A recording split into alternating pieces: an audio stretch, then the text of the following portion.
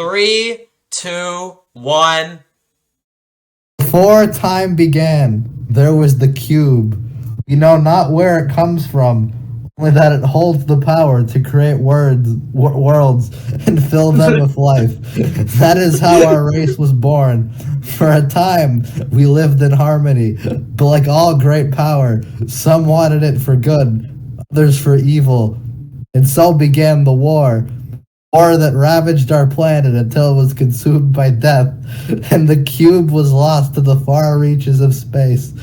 We scattered across the galaxy, hoping to find it and rebuild our home, searching every star, every world. Just when all hope seemed lost, a message of a new discovery drew us to an unknown planet called Earth. Welcome to CampyCast, everybody. Hi. Damn, that was long. It was a bit longer than you forgot one line, but we were all too late. Yeah, well, I just said it. Paragraph cut Okay, off. forget it. Anyways, hi, I'm That Anthony. was good, though. I'm Brian, and today We have a special guest here, another special guest. Dayness, introduce yourself. Hey, I don't know, I'm like the #1 Bayformer sin on Letterboxd, and that's probably all you need to know about me, and yeah. I hate like most of MCU, especially No Way Home, and that's all I can really say. Especially Homecoming. Don't forget. Oh yeah. That one's like the worst movie ever. Pretty much, yeah. I only like 9 of them. Except for Iron Man 2, though. That one's great. Well, okay, can you blame me? Yeah, today we got a big franchise. I know we've been doing these big videos. One of the better ones. Well, I mean, well, except for the last one, but depending on how you look at it, it's one of our better ones. Anyways, as you know, we're calling them Bayformers because these movies are directed by Michael Bay, which is what most people like to call them, which is my favorite. Yeah, that's true. You might know Michael Bay as the funny explosion guy. And he also produced the shitty Ninja Turtles movies from 2014. I've seen those. Yeah, even I say they're bad. You say they're bad. Interesting. Okay. Yeah. Anyways, yeah, we have 5 movies, 5 long, excruciating movies. Hey now. Well, maybe not excruciating. Calm down. Okay, the last one is, but definitely. Yeah. You know, I usually would save my thoughts for that one till the end of the video, but I just want to say that one's terrible right off the bat. But I will describe why later. Yeah. I'm trying to save my anger. Let's save our anger. I have a very complicated history with Bayformers. I don't know. I'll get into it later. But I think I've gone all miles of the road with these movies. I used to fucking hate them. And then I joined Perry. Yeah, and then you kind of changed everything. Now I can't say I hate these movies without sounding like annoying people. You'll sound like some movie dude. Oh, yeah, exactly. Then I'll be like, so now people think Bayformers are good? What the fuck happened? See, it's like that. That's how it... And people have actually been saying that, like, unironically, too, from what I've seen. Well, no, the first movie people call unironically good. Like, it's a common. Yeah, I see a lot of people actually. But, like, 2 and 3 have gotten the prequel treatment. Even 4 to an extent, but... You know, 5's the only one no one likes still. And that's the Yeah, I barely see anyone like 5 unironically. Mainly, I see people like Revenge of the Fallen. I don't know if they call it good, but they like it. And Dark of the Moon's like, well, this movie's actually pretty solid. People like Dark of the Moon, I guess. The Age of Extinction, they think it sucks, and then everyone agrees 5 is like one of the worst movies ever. Anyways, I guess like since we have 5 whole movies, not really any news. We already introduced our Bayformers. Hey, The Flash came out on digital. Yeah, okay, yeah. But who cares? And Gilman came out on digital too. Yeah, that too. The watch party. I won't make it, but yeah. So that was very important. But I think that's it. Yeah. Okay. Yeah. But anyway, I guess we might as well get into it. You know, 5 movies and all. But, so. Anyways, I guess we Yeah, just get into the iconic first movie from 2007, Yep. Transformers, directed by Michael Bay, which very interesting Transformed director. everything. Transformed our reality. Yeah, it's Kinda cinema. did. Bayformers revolutionized blockbusters, if you think about it. Yeah, Kinda exactly. did, but like for real. When people say a movie's bad, they're like, "Oh, it's like Bayformers," and that's just rude, you know? Insulting. Now, I'm not that attached to Transformers as a property, if I'm being honest. Yeah. I'm like half and half. Like, I don't know. I've seen a bit of G1, but I ain't no G1 or I didn't come into it. Good. But and then after that I have mixed like exposure. I watched Bumblebee, which is alright. I know you hate Bumblebee, but it's alright. And then I've always wanted to watch the other shows, but I never like actually did so. They're in like limbo for me. But yeah, I don't know. So the point is, I come into these movies, even like a lot of people are like, "Oh man, these movies are insulting to the Transformers franchise. They're awful." And like, I don't know. In fairness, I used to say that, but really, I don't know. I don't think they're that like insulting of movies anymore, even if you take them on their own. I heard there's like this one is not. There is inherent. I just don't like this movie, but there isn't really inherently anything that like actively insults me or pisses me off. Yeah. It's kind of fun. I heard actually Netflix. Yeah. So I heard that like Netflix has like this trilogy of films too that's like pretentious supposedly, but I forgot that it's like War for Cybertron. I heard that's like insulting, but Oh yeah, no, they have like their own Netflix miniseries. Yeah. I haven't seen it, but I heard it's like Zack Snyder Bayformers. Yeah, I've heard. But I saw this movie like it's like 3 years ago, and I didn't Did you remember like much it? about it at all. I don't even remember my fully thoughts on it on the time. I think I didn't hate it. I thought it was okay, I guess. You gave it like a 4 out of 10, if I remember correctly. Yeah, it was originally like at a 6, but then I lowered it over time. So Yeah. Okay. yeah, and on rewatch it got worse, but in terms of enjoyment, it got a little better. It's still not good. How about we describe what happens in this so-called movie? All right. Which is a weird way. I'm gonna get a couple pointers on that since you're the expert on. Yeah, You've yeah, seen this movie like 50 times, okay? Just look at your damn letterbox. You've seen like you've seen like almost. So basically, so I'm gonna try to like summarize it like without stumbling and all that stuff. But spoilers for so all what? of these movies, by the way. Yeah. Yeah. Oh no. Yeah. Nah. No spoilers here. Yeah. Wait, what? That's a spoiler. We're gonna spoil this movie rotten. So basically, the cube comes to Earth, as Brian said in the monologue. The cube, and then as they call it in the movie. And because of this, the Decepticons found it, right? So they're trying to find it. Robots. Yeah. Ooh, big bad And then boys. yeah, and then after Blackout, that's the Bayformers canon. This helicopter guy. It cuts back to Sam Witwicky in class, right? He's in 11th grade. What's it called? Show and tell? I don't know. Yeah. So he's showing off like these a glasses, right? presentation or some shit. Presentation. Yeah. I couldn't think for some reason. And he's showing these glasses, right? And now any normal person, like everyone else in the class, is like, who fucking cares about these? But because this is called Transformers, these glasses have the locations, like these symbols that lead to the Allspark, supposedly, right? And because this is in 2007, he puts these glasses on eBay. And that's how the Decepticons find out these glasses, because of eBay, right? And they couldn't, I think, Yeah. did I skip a bunch? Yeah. But before all that happens, he got an A- on his project. Okay, now you this need is to like describe every little detail, okay? No, I think we should let him keep going. If you describe every little detail, this episode's gonna be like 5 hours long. Okay. And- I'll try to sum it up quick though, right? Okay. So basically, they find the glasses on eBay. The car that Sam got's like a Transformer, obviously, because the movie is called Transformers. Yeah. Yeah. There you go. Yeah.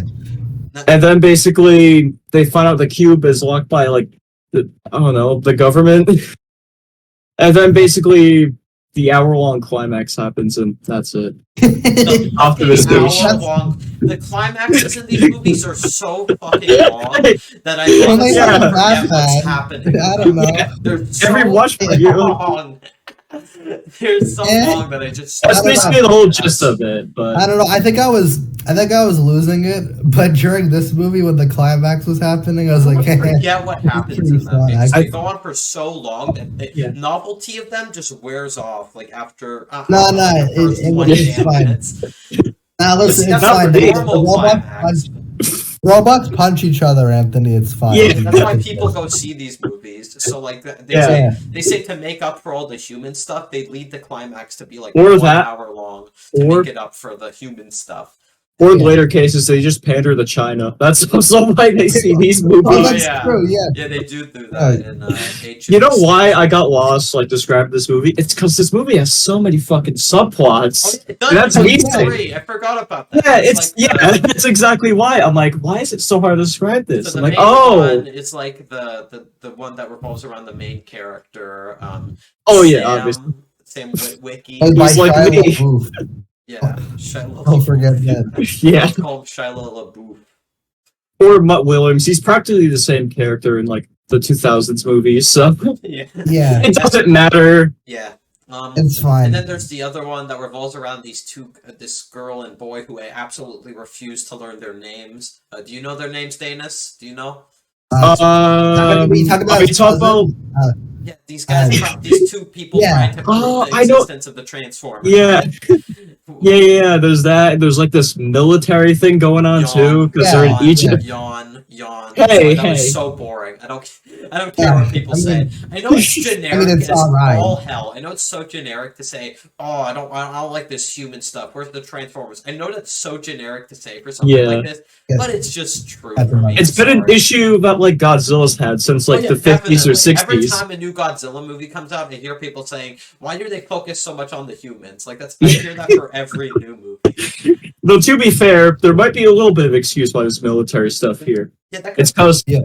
there's one. Well, first of all, Bay loves the military. Yes, that's very obvious. I get that. He has like close ties. I think I'm not even kidding, right? Oh, interesting. But also because this was supposed to be a GI Joe movie, actually, but because Oh. Iraq lost or something, they're like, we don't want to do this. Transformers. That's Yeah, what exactly. Like so much. But then, like, in 2009, they made a GI Joe movie anyway, so it's that like, explains some of the weird. that explains why there's so much teenage- fucking military stuff in Yeah. this. That too. Yeah, I guess that explains why this doesn't feel like a. 'Cause the military was Transformers gonna be movie. G.I. Joe, okay. Fuck, that connects so much in my head actually now. It all Yeah. makes sense now. It all comes together. and then I would say something else, but that's spoiling a movie you guys haven't seen yet, so I'm just gonna Oh.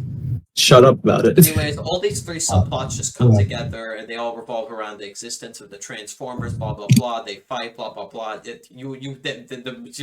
I think the people who came to see this movie at least got what they wanted. See big, gigantic Yeah. CGI. This movie- abominations Yeah, for- it made a lot of money, actually. Oh, for yeah. what Yeah, it was. was a big Well, hit. two of these movies made $1 billion. Yeah, Holy and cow. See, we- supposedly this movie alone was like the fastest selling DVD in 2007, I believe. Oh, So like really? it's Wow. great like home sales, yeah. See, people make fun of these movies now, but like at the time, everyone fucking loved them. Yeah, exactly. I've seen everyone even loved like the second and third one actually. It wasn't until before Age of Extinction where everyone's like, these movies suck, you know? Yeah, but they went to see that movie fail on every anyway. fundamental Oh, level. yeah. And then Yeah. no one liked that one at the time. Oh, that's a shame. Yeah. Anyways, I guess we should talk about the characters, at the Uh, likable, iconic cast of Transformers. Uh, Yeah. 2007. Characters are okay. They're kind of lame. I don't care for the main character at all. You don't like Sam Witwicky? No. No. You don't like his He's so dramatic art? ridiculous that I kind of love his performance though. Like I can say all I want about him, but like he's I don't know how to explain it. He's very entertaining in a way. I don't know. With how like wacky he is. He's quirky, you know? Yeah, like, gotta like that scene when he tries to talk to a woman who's made of talks. Don't you love the wacky radio scene where the radio keeps playing different songs? Oh, Because Yeah. Bumblebee's alive. Bumblebee That's tries a great Bumblebee scene. tries to create sexual Right. tension. Which is on- just That's just the start of a gimmick that's in all of these movies. Yeah, honestly, if I'm being that whole opening is so weird. Where they spend so much time, he really wants to buy a car. We spend the first like 20 minutes of this movie on Shia LaBeouf trying to get a fucking car from his dad. Oh, you gotta be kidding me! No, I'm not getting you a Porsche. Something like that happens in the movie. Yeah, they do that. And he gets really mad because he wants this expensive car. What do you guys think of Bobby Bolivia? I think he was pretty, you know. I think he's great. Yeah, he is. He's like 5 minutes in, but, you know. Yeah. Yeah, that guy. Oh, yeah. Fuck, I was lost at who you were referring to for a second. But yeah. Oh, yeah, him. I don't know. He's all right. Yeah. He gets that one scene. But, I don't know. A lot happens. Yeah.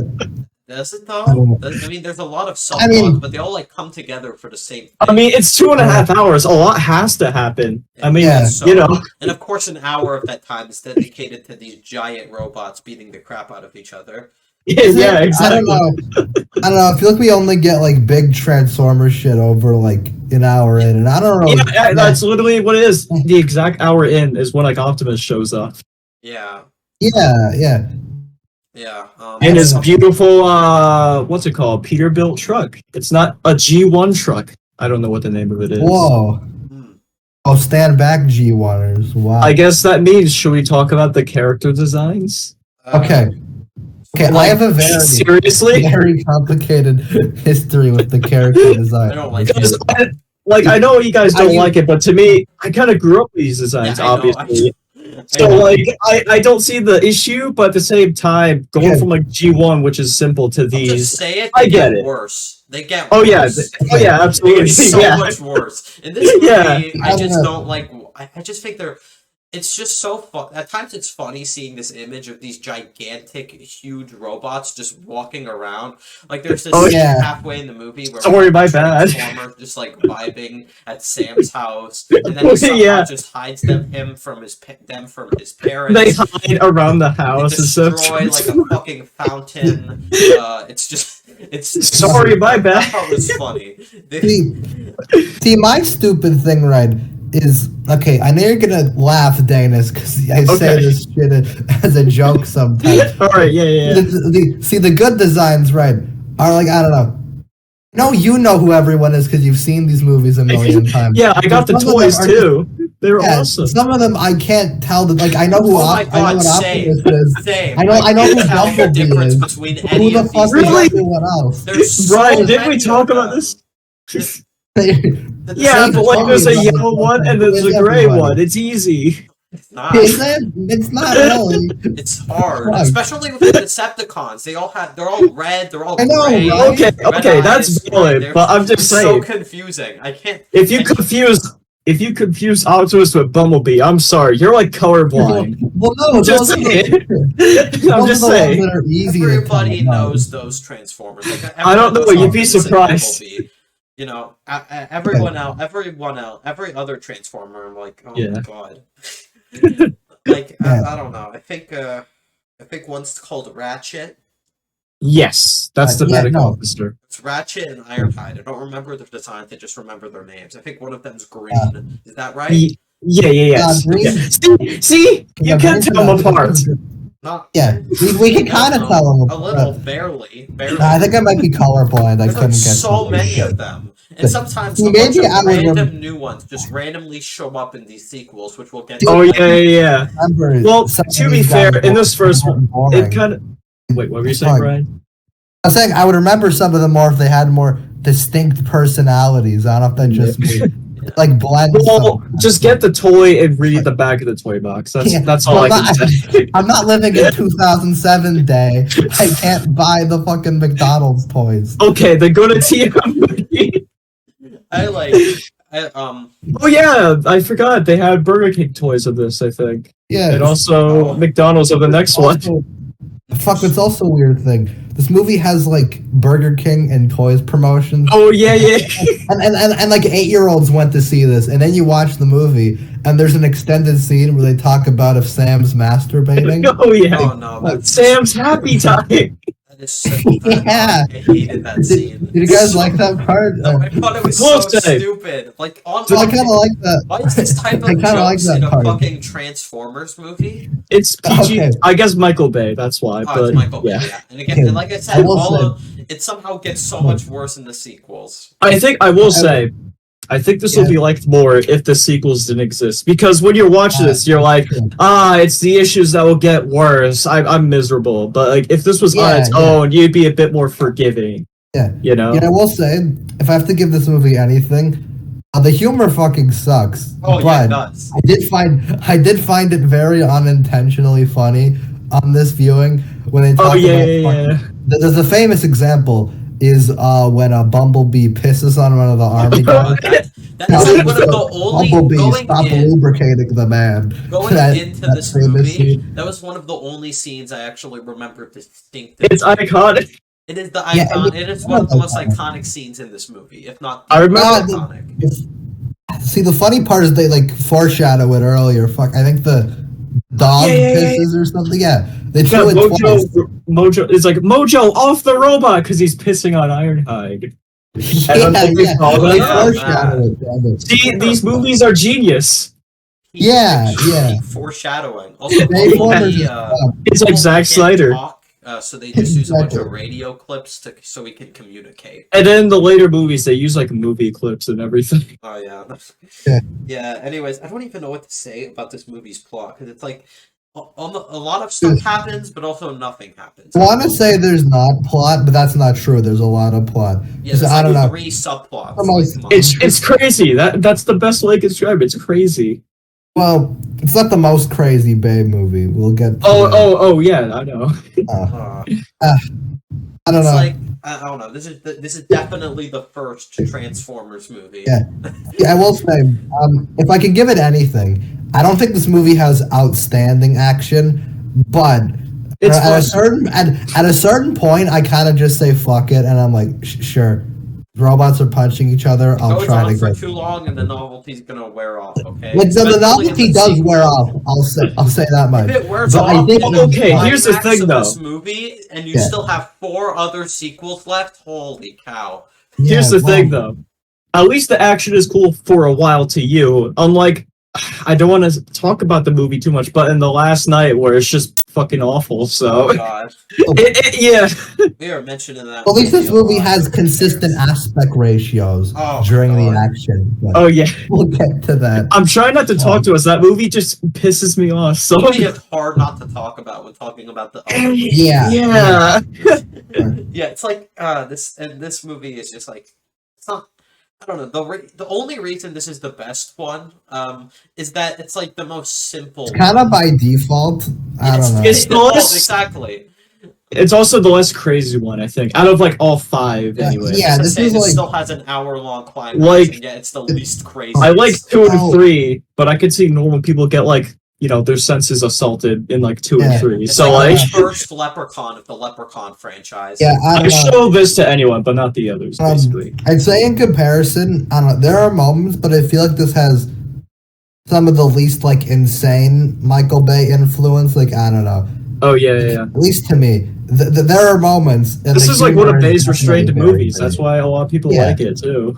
Yeah, I don't know. Me personally, I prefer like out there Bay, like same. Bay, but not this stuff as much. Yeah, I honestly forget most of it compared to some of the other ones, and like that's like kind of like in this case. It's like, also, the other ones have worse moments, so it's like shit. Yeah, exactly.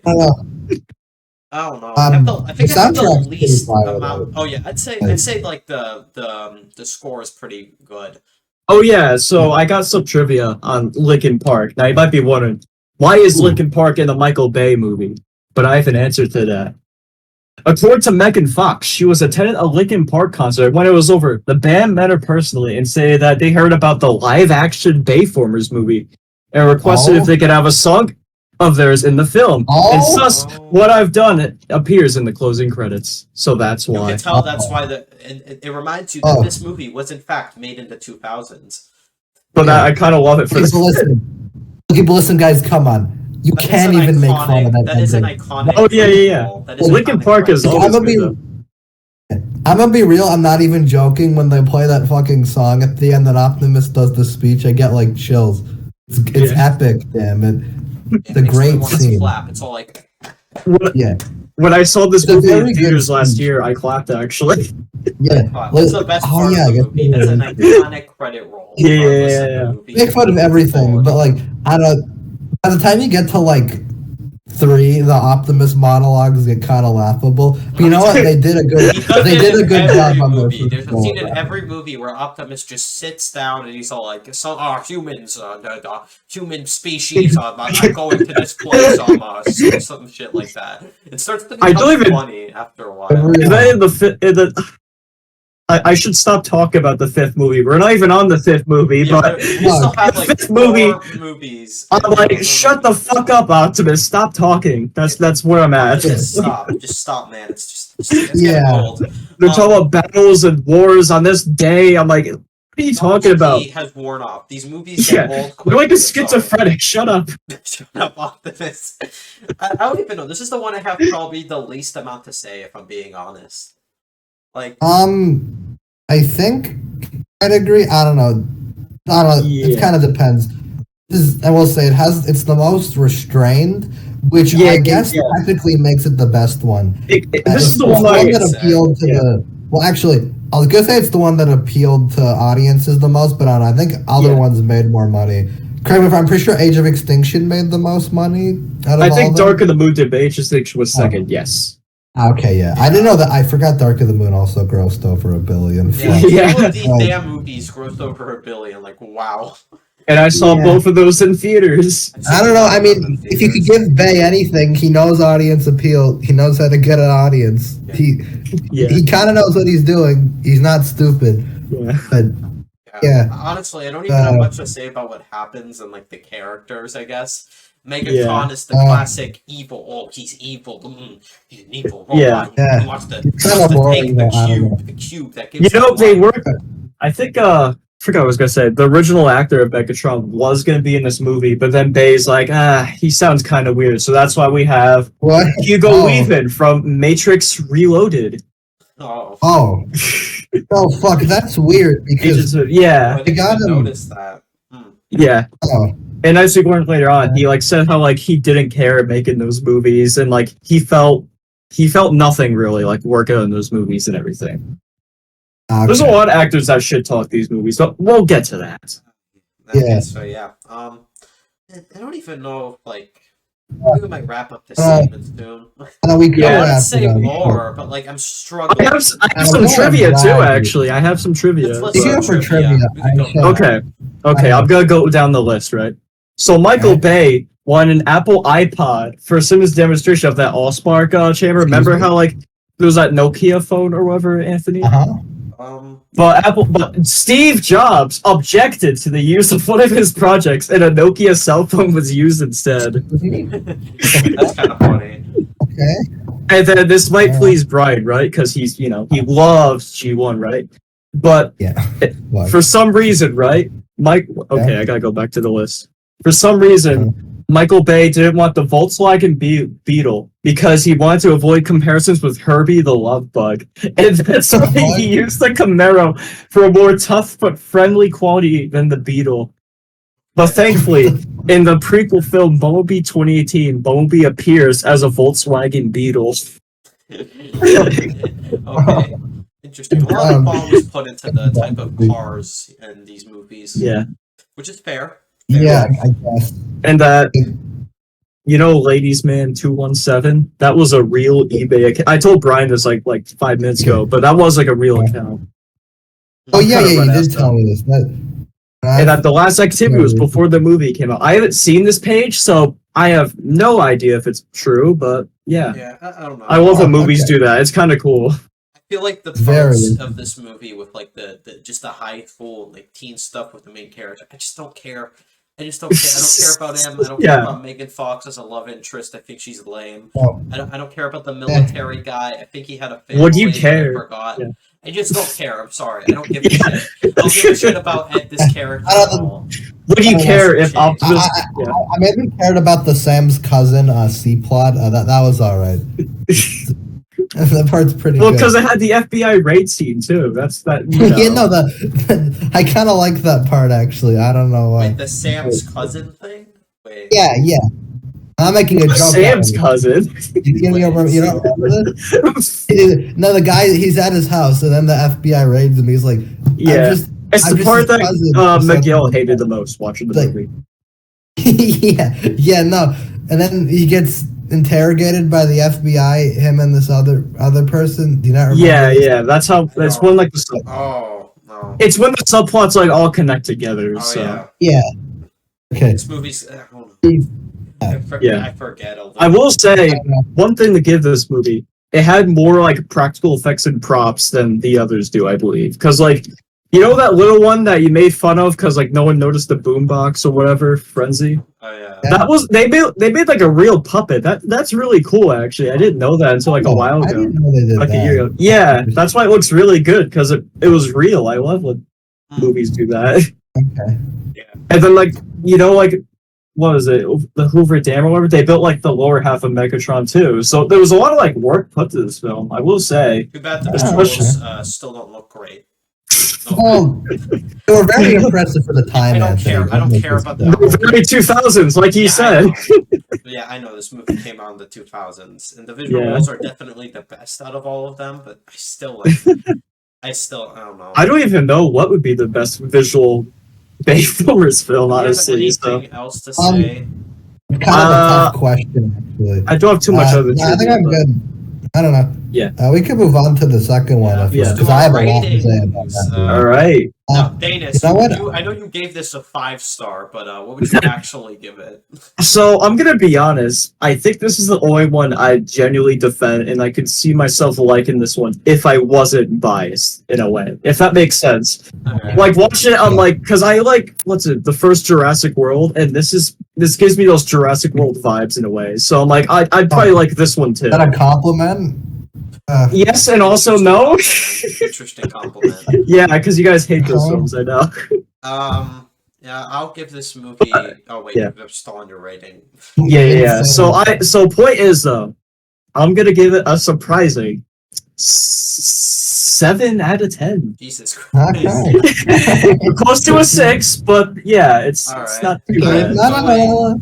I hear him out. He was being fair. A high. I'll give it a high. I might switch it later, but right now it's like a. This might be harsh, and especially I think after watching all of these, I am more generous towards this one. I give it like a high 3 out of 10, only because like I have no urge to ever watch this movie ever again. It's just like I don't know. No one does except me. Yeah, except you. Except you. What about you, Brian? Well, see, I used to fucking hate this movie because I was very anti-Bayformers for a while. However, I have seen the light now, so I have gone from a scarring 3 out of 10 to a very generous 4 out of 10. I could switch it to a 4 someday, but it's a very fun movie, actually. I had an alright time this viewing, which I was not expecting. So you know what? I'll give it that. Good job, Transformers 2007. Yeah. One of the good most job for fun being the best of this terrible franchise. Yes, Dayness, you heard me. You heard me, Dayness. You heard me. You're coming out a little hard on them. Come on. Okay. Anyways, let's get to Revenge of the Fallen. Okay.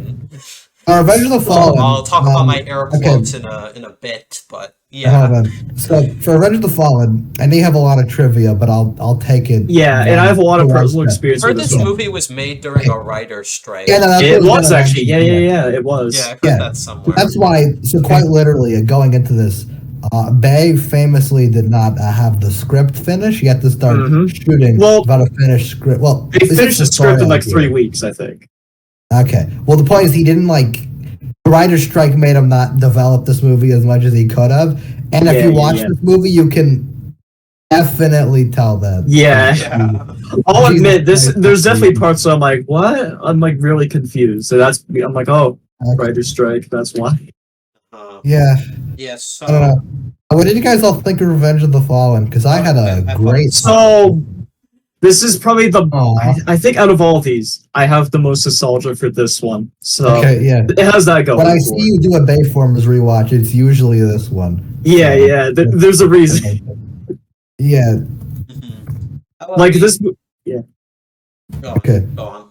Oh, I forgot what I was gonna say actually. So you go on. Okay. Anyway, so what happens? I guess you could explain what happens in this movie in a short time span.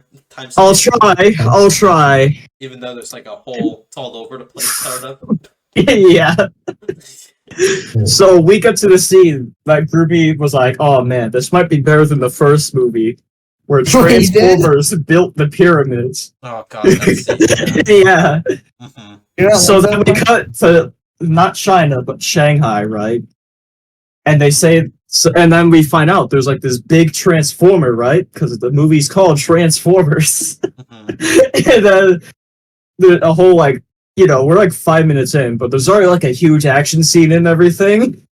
And then point is though, Optimus comes down and we find out the Fallen shall rise again because the movie is called Revenge of the Fallen. Oh. Meanwhile, I don't know what Groovy's thinking.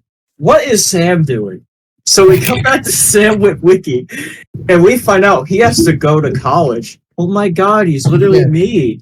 So anyways, he finds out that this Allspark cube, because I didn't say this, but the Allspark cube, it got destroyed in the first movie, but we didn't mention that. Oh yeah, that happens. So this sliver of this cube, like this little tiny piece of this cube, was on the D-Day shirt. And then Sam holds this shard, and that's what causes him to get these symbols and everything. So basically, he's like insane, basically, for like most of the movie. Yeah, he's on crack. Until the movie tells us, yeah, exactly. Yeah, like the scene where he starts like writing all over the board, and it's yeah. He gets even more crazy. Yeah, he's on something.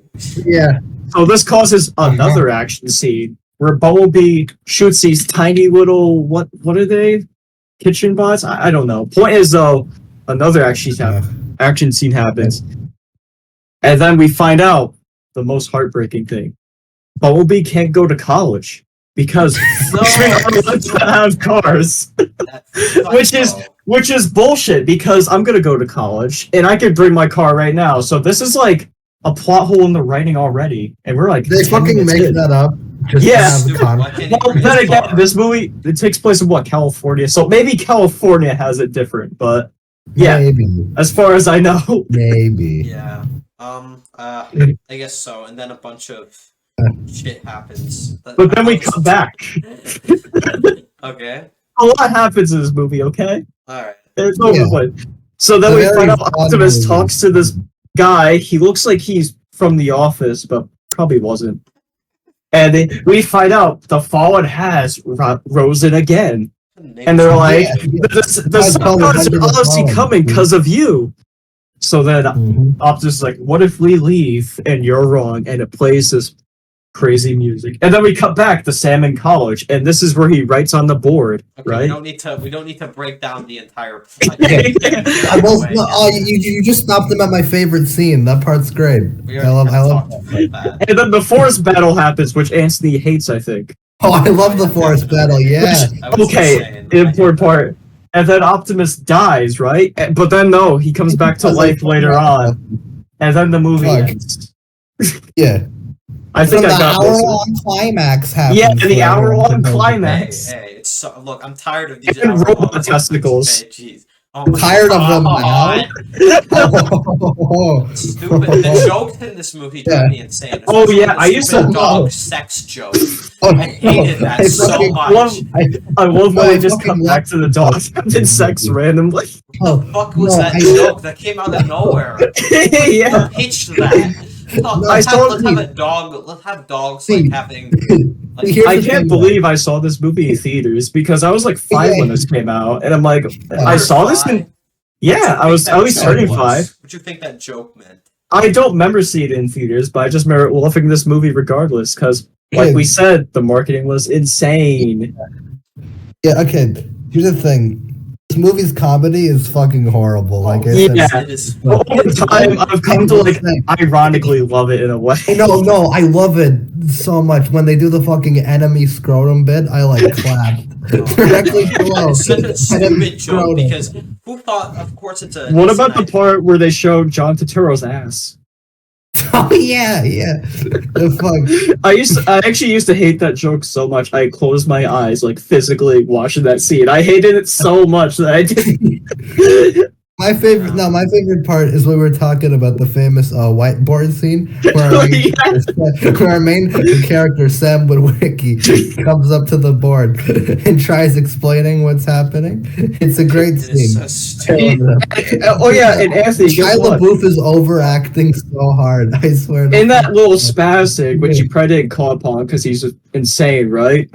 Yeah. He says Sentinel Prime, and the villain of the next movie is Sentinel Prime. So yeah, foreshadowing. They plan these movies. They give them credit. They planned this shit out. Oh wow. Oh, Yeah. Wow. So much credit to Michael Bay. Wow. Yeah. And like, okay, so this movie, yeah. There's This is also like the most. Yeah. There's also Wait, these, can I like, speak? Oh, you could. Yeah, go on. This is like the most 2009 movie I think I've ever seen. By the way, Definitely. just yeah. The soundtrack, they play Linkin Park every like 5 minutes. It's glorious. I love it. See, okay, the thing you can give these movies is they're stupid as all hell. But if I respect them on any front, they have personality. I'll give them that. And they don't pretend to be like serious, at least for the most part. Well, at least this movie, I think that this movie's kind of a farce the more I think about it. Like, what do you mean? This movie isn't serious at all. It's a whole fucking joke. I feel the whole too bad time. that the joke isn't really that funny for me. Well, see, Yeah, but like they're not. Yeah. It's okay, like, the only time it tries being here is when Optimus pulls out his fucking speeches again. Oh yeah.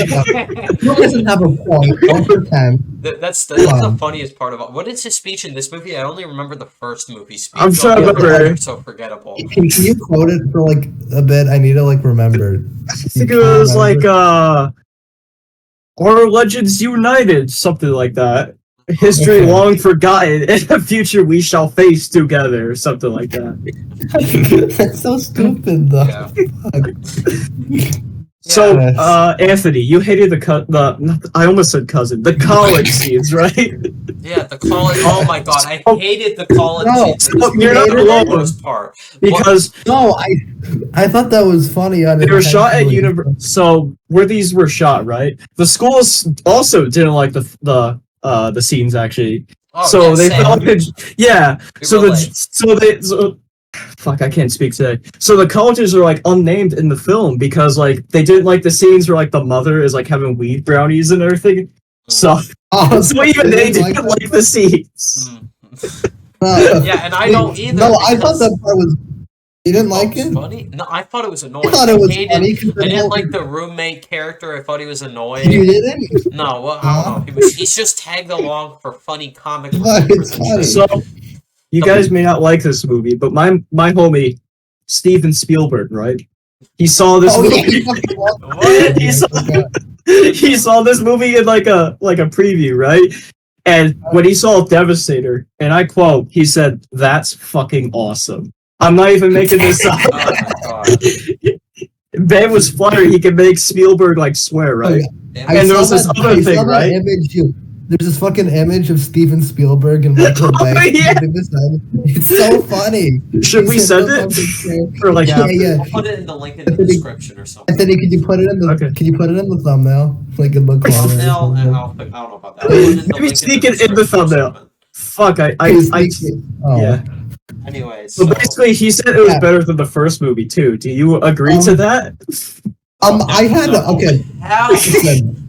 I had a very weird experience with this movie. I was kind of tired while watching it. However, I will say, I did not lack fun. I did kind of like this movie. I'm weird. My thoughts on this movie kind of break my brain, but I'm confident now. Transformers: Revenge of the Fallen is a fun movie, even though it's fucking dog shit. Oh yeah, it's really stupid, but yeah. It's just. The insanity is what makes it so entertaining for me, because there's always something where I'm like, what are you doing? But like, it's how do I explain it? I don't know. It's like it's either something really stupid or something actually like fun. It's hard to explain. You guys like Skids and Mudflap, the famous racist stereotypes? Oh, Are I was you a about fan of to them, mention that. Yeah, the Oh, racist yeah. stereotypes. Like, what the hell? Voiced by Tom Who Kenny. thought of that? Yeah, Tom Kenny voices two characters. He voices the wheel thing that that guy And was the mhm. thing that making Fox traps inside some crate, and then they work. And One he's, humps like, Megan Fox's leg. Yeah, I can't. Oh my God. Oh, you didn't like that part? No, it's I did great. not like that part. There's also this old Transformer who has a fucking cane for some reason. Where the hell did he get that? Where the heck he get that giant cane? So funny story, right? I don't know. I think his name was Jetfire. Is that his name? It is Jetfire. Yes. Yeah. He's the elderly Transformer. Yeah. Back in my day, we got some. I don't fucking know. So in simple terms, Anthony, right? Right. The guy that gets pissed on by Bumblebee, that guy right there was gonna originally voice Jetfire. I don't know what happened, really? But he's also a character in this movie. He's like a more prominent character. Yeah, so I'd be confused how that would go, but especially no, scenes where they talk to each other, I'd be lost, honestly. Yeah, that'd be so like. I wonder what his voice would be though. That would be weird. Yeah, exactly. So many questions now. Interesting. Like I don't want to be a G1er. But fuck, I remember there's Jetfire in G1, and for memory, he's not like that at all. Yeah, he's not even black. He's like white. Don't take that. Yeah, context, but he's in like, and I think he's in like one episode of G1. I think he's like really young too. He's not even old. Oh, he's not a seeker. I remember this episode. He's just like a casual guy. So, yeah. I guess the G1ers. Well, I heard he was in. I heard he's in Armada though, and that's kind of like not the inspiration, but like that's why they combined. It's like a homage to Armada, but I haven't seen it, so I would. I haven't seen Armada either. One thing I want to mention is back to the pyramid thing that you mentioned earlier, Dayness. Oh yeah. By the way, me and Dayness watched most of these together, except the last night. I'm trying not to talk about it. We'll cross that bridge when we get to it. Yeah. But when I saw that pyramid stuff. The fact that the MacGuffin in this movie is the matrix of leadership, I guess. Yes, which is an actual thing in like the G1, I think. I think it's in the original movie actually. Oh yeah, I think so. It's really important to the. I've actually seen. It's really important to the '86 movie. Which if I hadn't seen the '86 movie, I don't know if I'd tell from this. They don't use them that similarly. Yeah, there's no like pyramids in the original movie. Yeah, apparently the freaking I don't know, the Fallen was like a part of this gang of Transformers that hid that the Primes. The Primes, yes, and then he turned evil due to the Matrix, and then the other Primes hid it, and then the pyramid was built around it. It's like, why are you tying Transformers to these real world events? Is it cool? No, it's the doorway.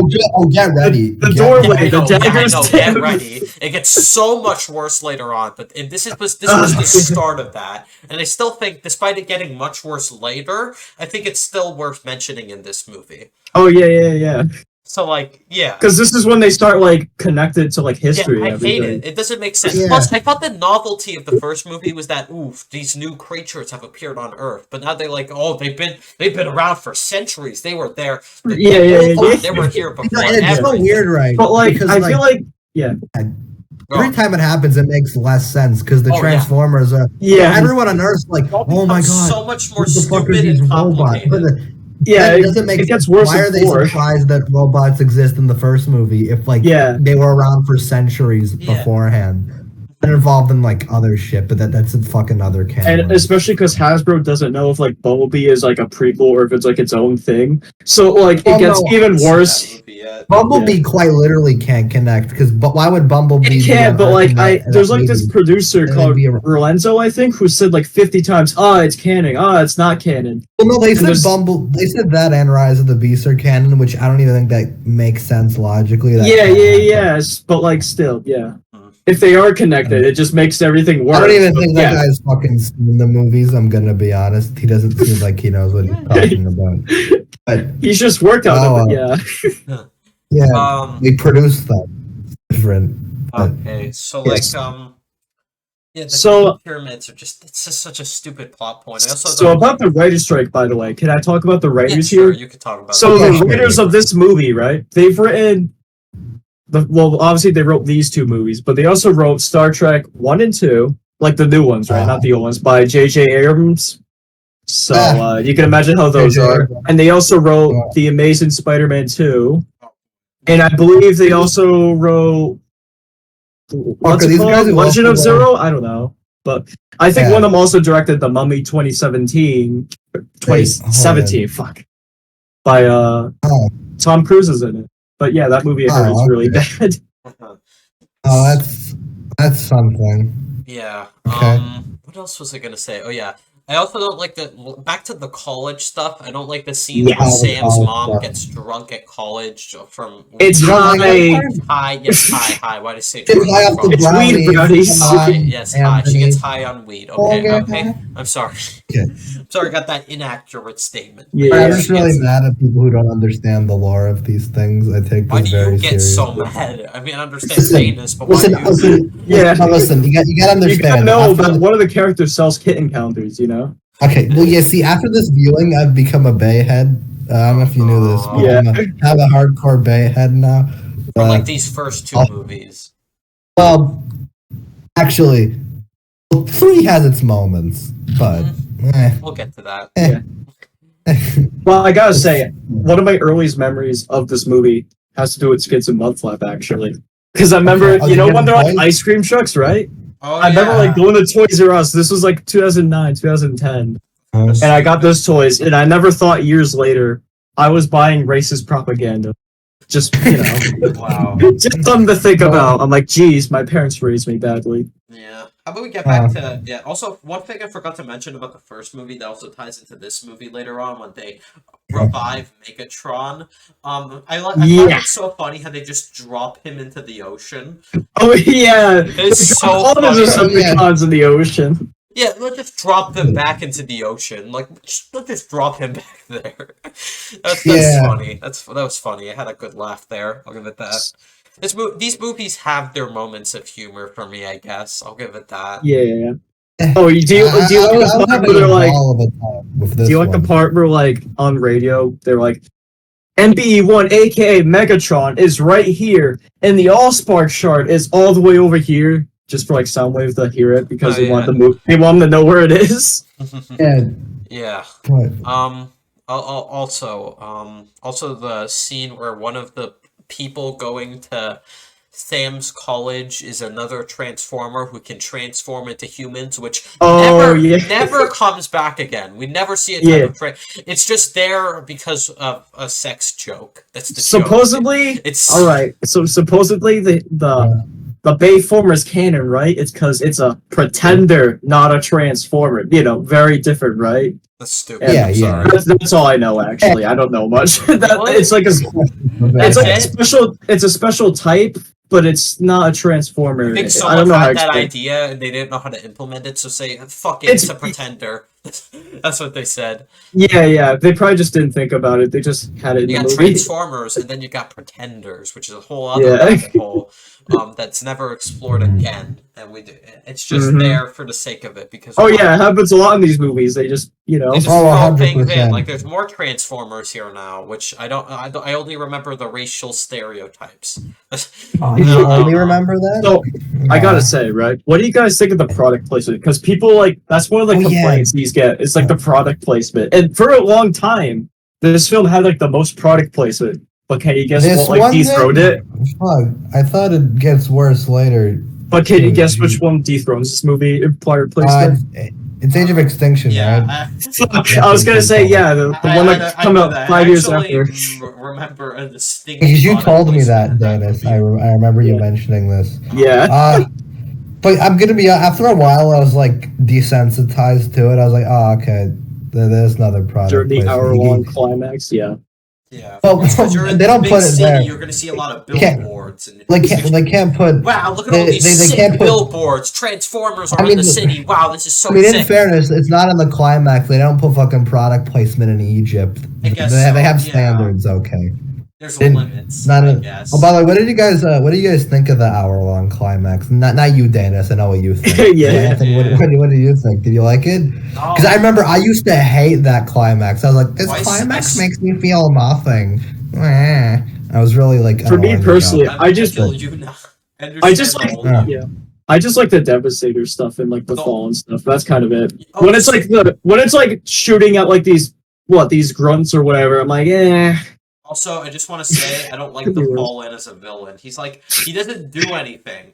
You were is it called surprised. Revenge of the Fallen. I thought when it was called Revenge Yeah, I was gonna say. Fallen, I thought it was gonna be like Revenge of Dead Transformers or Decepticons or some shit. But Well, supposedly he was locked away. He fell from grace, as you will. Yeah. See, I just think the Fallen is a stupid name, so I don't know. What kind of name's the Fallen? But like, I know everyone calls him a Bionicle, but I think like he still looks cool even if he's like a Bionicle. At least that's just me though. I don't They were gonna have the voice of the villain of the next movie actually was gonna be the voice here, but I think Babe was scared, so that's why he's in this next movie. Just something you should know. Did you guys cry when the old Transformer sacrificed himself? Yeah. Oh yeah, absolutely. That was very emotional. It was very well built up. I wish I remembered what he looked like more, but I was I a green remember he onion. had this giant cane, and I found that funny for some reason. Yeah. I remember he was Where did you get that significantly bigger than everyone else because he's the elderly one. Also, Yeah. not only can Elderly. Transformers piss, but they can also lose their ability to walk for Yeah. rage. But it's also funny. He's like They have a floating parachute too. It's so funny as a robot, but he also has a cane and everything. It's so funny. It's so funny seeing this gigantic Transformer being an old person. It's so It's funny. kind of funny now that I think of it, because in the video game, yeah, I know the video game, no one played it except me, but like he does have a cane in the video game, I think. So I'm like, movie wise, I'm like, what would happen if he didn't have that cane? Would he like just die? Okay. Like He would just fall over. That's true. yeah. He would just fall over to his death. But yeah, this is kind of off topic. But how many of those have you played? I don't think you've played the Revenge of the Fallen. I game, played right? the first movie and the second movie games, I'm pretty sure. Ah, okay. I I heard Dark of the Moon. I played some of the Dark of the Moon. Moon one, but I never finished it. Ah, okay. I just find it funny. I think Revenge of the Fallen got a game on like fucking PS2 in 2009. Yeah. 9 years later, because the PS2 got fucking everything back then for some reason. But that's besides the point. That's another tangent. Also, like the relationship issues with Sam and his girlfriend. Okay. See, I kind of was on it enough for me. Yeah, actually. See, that's weird. That's the weird through line throughout these movies. See, we have all the Transformers drama, but Abe knows how to ground the audience. We gotta ground them. Oh yeah, especially later on. The Sam Witwicky relationship drama where they have to call on where do they have to? They like name drop some like site. They have like a video call on. I remember that. Oh yeah, they did. What is it? Fuck, I forgot. I know what you're talking about. Yeah, it's not like an obvious one. And how they do that. See, I find that funny because it's such like stupid drama. Like, oh no, are they gonna get their relationship? And when it says user not online, it says on space line for some reason. It says online like one word, if I remember correctly. Oh, oh that's weird. Yeah. I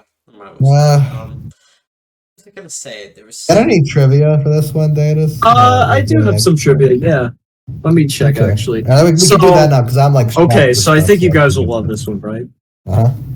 But you know, like that climax. Like I know this is during the hour-long climax, and you got lost, right? But you know when there's like a bunch of explosions for like a few minutes, right? Yeah, and then a bunch of like mini it kind of happens a lot of form times together to make one giant robot, and then they try to destroy the pyramids for the Matrix. It's before or after that. I think it's after that. But the point is, a special effects supervisor spent 7 months setting it up, longer than it took to shoot the entire film. And the bomb made the Genesis Book World Records as the biggest bomb I'm ever surprised filmed. they had that. Posted by actors. They couldn't write a script. Spent more time on the explosion than the film itself. Just think about that. Wow. Yeah. Interesting. Do you know there's also comic books too, not just games? Like there's like Bayformers. Yeah. Oh wait, they are. Heard about them. They like tie-in Transformers comic books, but not Bayformers. Oh, well, cool. Yeah. I know that. Aren't they? They have like tie-in books, right? When the yeah, they do. They have like adaptations. They have like novels. There's some that are like not like interesting, but then there's some that are like I guess kind of cool. But at the end of the day, I shouldn't be reading a book to like love the movie. So like it doesn't really. Okay. Yeah.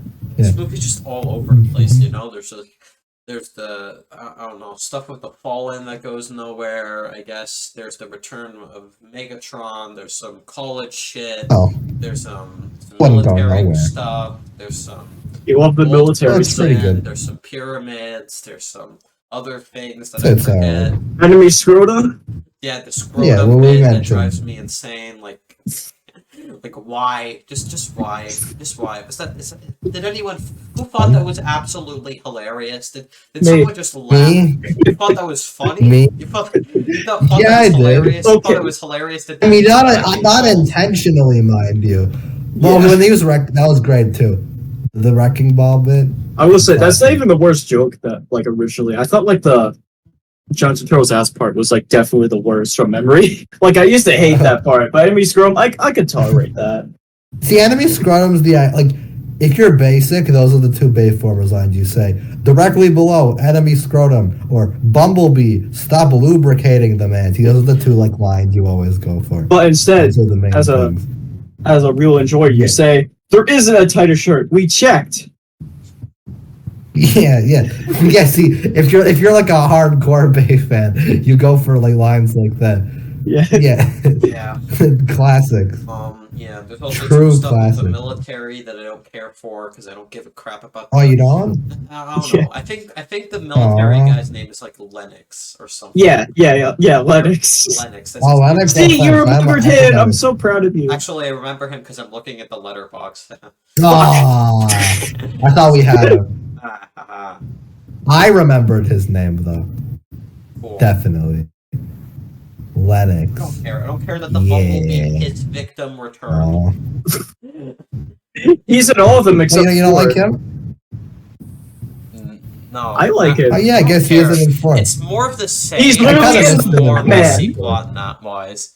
I only remember the piss victim guy as the piss victim. I'm just gonna call him that.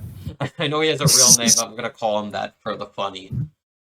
Any trivia left, Dayness? Any trivia left? I'll look right now, but just go on while you're talking. No, because if you don't have anything more, then we can wrap up Revenge of the Fallen and move on. I think that's pretty much it, actually, yeah. Besides the fact that... the writers I mentioned, they were going to be in the third movie instead of Unicron, actually, which they've done twice now. But the writers left, so it didn't go anywhere. I hate how they incorporate Unicron in a certain fifth movie that we'll get to later. Yeah.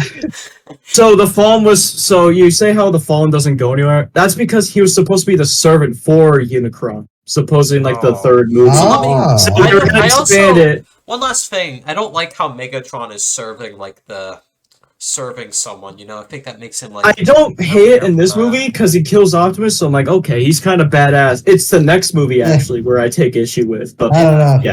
Yeah. I don't know. This isn't even a G1er thing. I still think Megatron is much of a I don't want to say lack of presence, but I don't know. He's just entertaining. Decepticons are just evil for me, and I don't care for them. I don't care. And then we end on. You're not gonna pretend they have extremely layered motives and other stuff. They don't, but I don't know. They don't at all. They could be a little more fun. They literally are like Godzilla movies in a way, like Bay's Godzilla movies. Yeah. If you think about it. Fuck! You reminded me unintentionally.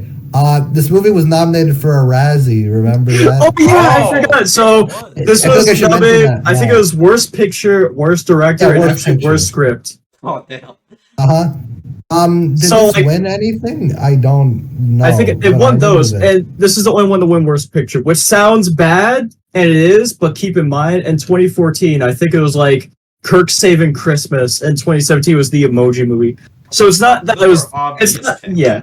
It's not that this one was that bad, it's just, it's the worst out of, what there was at that time, I think. Yeah. I don't know. 2009 was a great year for movies, actually, because they didn't have that much dog shit to pick from. Especially the writer's strike, so everything's insane. Okay, you can go on now. I guess we could get to ratings. Yep. All right. See, you can do your. So, okay, fine. I'll say it.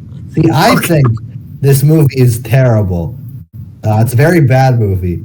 However, I think I had fun. This is my favorite Bayformers movie. So I'm giving this one I don't blame you. With a respectable heart. That's my take. What do you think about it? Giving it a 2 out of 10. Did you respect my choice of rating and thoughts? Yeah. All right. So for years, I used to not know what I'd think of this movie because I'm like very biased. But I think after thinking about it, I'm pretty confident now. It's not the worst movie ever made, like some people we know say, but yeah, I'll admit this is not a good movie. I can't believe I'm saying that, but so I'd say a solid 4 out of 10. Okay. It has things I like, but yeah, it's very messy and there's just bad things in it. It's just too much. Yeah, and I've seen your old letterbox logs. This movie, it's weird because for a while you gave it like 8s, which feels because weird. I was like my bias and like unironic rating at the same time. Which it's weird because it's not like an ironic rating nor an unironic rating. You just had a bunch of 8s, and then yeah. And then I'm like, fuck it, I'll become fully biased. And then like late last year is when you started dropping the 5 stars. Left which, and I've just kept it since because I really don't. I feel like I could give it a 4, like on Letterboxd, but I wouldn't feel right. Would you? I can't. You should my heart doesn't allow me to do it. I'm sorry. Yeah, it's become too strong that you just can't switch the ratings. Yeah, I watched this movie to cure my depression. Okay. Anyways, how about we what? I think it deserves it. But anyway, how about we get to Dark? We might as well move into the third one. Now, Dark of the Moon, the Pain trilogy, because things. So, Dark of the Moon is, at least for me, where things slow down a little bit. But Dayness, I'm gonna let you do our quick plot recap once again to make. All right, so don't say every detail. No, let him go. So I'll just read the IMDb like a little plot synopsis. That probably works better. Yeah. The Autobots word of a Cybertronian spacecraft hidden on the moon and race against the Decepticons to reach it and to learn its secrets. Is that quick enough? Okay. Okay, that was fast. That was okay. I mean, I guess so my first note on this movie is that we were talking with Reg of the Fall, and they're like, okay, they retcon the Transformers backstory. That was already one thing. Oh my god, the intro it broke Anthony, and we were like 2 minutes in. But this is even worse. So now the Transformers were not only involved in shit hundreds of years ago, they were also involved in like the moon landing. It's so stupid. Yeah. Some I don't get it from entirely. Cybertron landed on the moon, I guess. I don't know. It featured Sentinel Prime that was foreshadowed in the Revenge of the Fallen, like you said, Dayness. So, you want to know why the movie is the way it is? This had one writer instead of 2. And this guy worked on the previous movie, and he wrote Top Gun Maverick. So that kind of explains a lot. But also Scream 3. So... okay. All right. Explains a lot. See, I don't know where you Bay heads fall on this. But I would say this is... I've seen people say this is like the best, or at least like the second best. I hear people call it the best. The second best, but that's not saying the cold take is that this is the cold take is that this is the best sequel. If I'm being honest, though, some people say it's good, actually. If I'm being honest, if I were ranking these, I would put it below Revenge of the Fallen. I didn't have as much fun with this one. I would be real. It's not as... Honestly, it might lower my rating. It kind of gets worse the longer I think about it. I have the least amount of nostalgia for this one out of the trilogy, by the way. So I kind of feel you. Yeah. It's like, See, with this one is, I'd say it's more like. It's less restrained than 1 is, but I feel like it's not the complete fucking insanity that Revenge of the Fallen is. So besides like maybe like the last, I'm trying not to say hour long, but like the last like half pretty much. Yeah. The climax I will give you does get pretty like fucking well, not insane, but they go typical, Bay insanity, just constant. Yeah, but before that we have to do it Sam with Wiki and his job.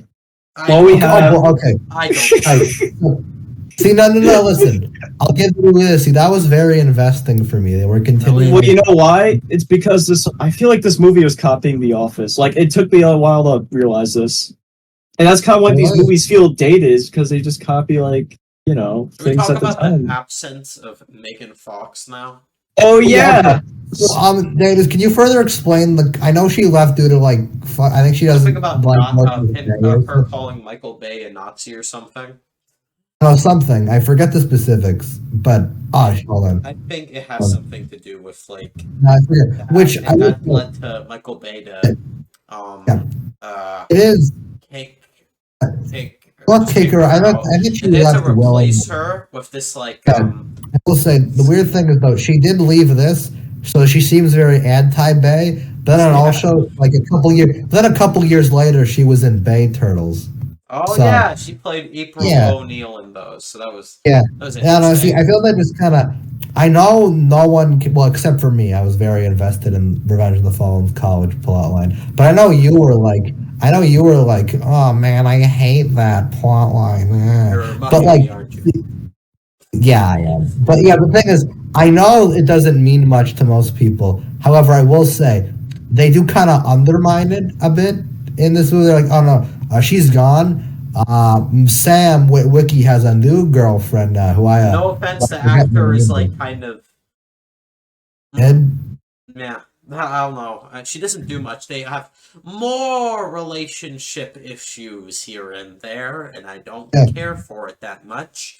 And I think she could easily just be removed without much changing. I guess. Oh yeah, I don't. I think I don't know. Some businessman wants to date her. I guess, and there's sexual tension. Then I don't know. She works for. I don't know. They try. It's a whole thing. Okay, so I got swatted. What were we at? Okay, sorry. Anyway, okay. You asked me something, but I'm then gonna ask you to clarify the exact reasons why Megan fucked. we went on a big tangent on it. I know Alright. she like. I know that she had like creative differences with Bay or something. I think. Yeah. So what happened was after the second movie, because everyone trash talked the second movie, Michael Bay literally even said it was crap. Shia LaBeouf was like, they put too much stuff there. And then Megan Fox was like, Michael Bay is literally like Hitler, and Steven Spielberg is Jewish, right? So Steven Spielberg. Damn. But it gets even weirder because if I remember correctly, her part was already written for the movie. So this was like, not like, this wasn't the first decision. So yeah, it's kind of weird. Okay. But that's why we have this model. I forgot her name. She's in Mad Max Fury Road or something. Yeah. Yeah. You know why she's here? She was in Michael Bay's Victoria's Secrets commercials. That's literally the real reason. She was in them. Michael Bay did Victoria's Secrets commercials. He did a lot of commercials before he made films, actually. Yeah. Oh, okay. Actually, you know what? That explains a lot about Michael Bay. Actually. Yeah. Anyways, back to. Yeah, so like you said, the moon landing thing, it's like, this is stupid. Why you do it again? So the people went to the moon because, because Transformers landed on it, and they needed to go see it. It's like, who wrote this? Who? The writer of Top Gun Maverick, that's who. Oh my god, I can't believe it. Thank God he I'm serious, I'm not even memeing, by the way. He actually wrote Top Gun Maverick. No, I believe you. It's just so weird that's his filmography. It's nice to see that people improve over time. Oh, he also wrote the Dumbo remake, and that explains so much. Oh, you kidding? Yeah. Massive improvement for him. Oh, good for him. Yeah, anyways, I don't think this... I don't know. At least feels like a conclusion for this franchise. Yeah. I feel it does. Yeah, like I didn't say this before, but like arc has progressed. See, he's getting a job now. Yeah. Naturally. It's also. I was very. If it only ended with this one, like I said, this would be loved a lot more. I think in a way. Yeah. No, honestly, if Bayformers was I don't want to say. If it was like its own movie or a trilogy, it would be like more. No in between. No, I think because after Age of Extinction, people were like, well, okay, these movies are already being made for money, but now they're definitively just. They're like pandering to China, yeah. Yeah, because Bay wasn't even gonna make 4, but we'll get into that. But everyone loved this one so much, it made $1 billion. Yeah, that's true. See, this is This is like the peak of Bay. Not even has he made like non-Bayformers movies that have grossed like $1 billion? I don't think so. I don't know, actually. They've made a lot of money, but I don't know about $1 billion. Yeah, I don't know. See, Bayformers was like his cash cow, if you will. Yeah. Especially Paramount's, especially. Cash cow that starts to run out of milk quickly.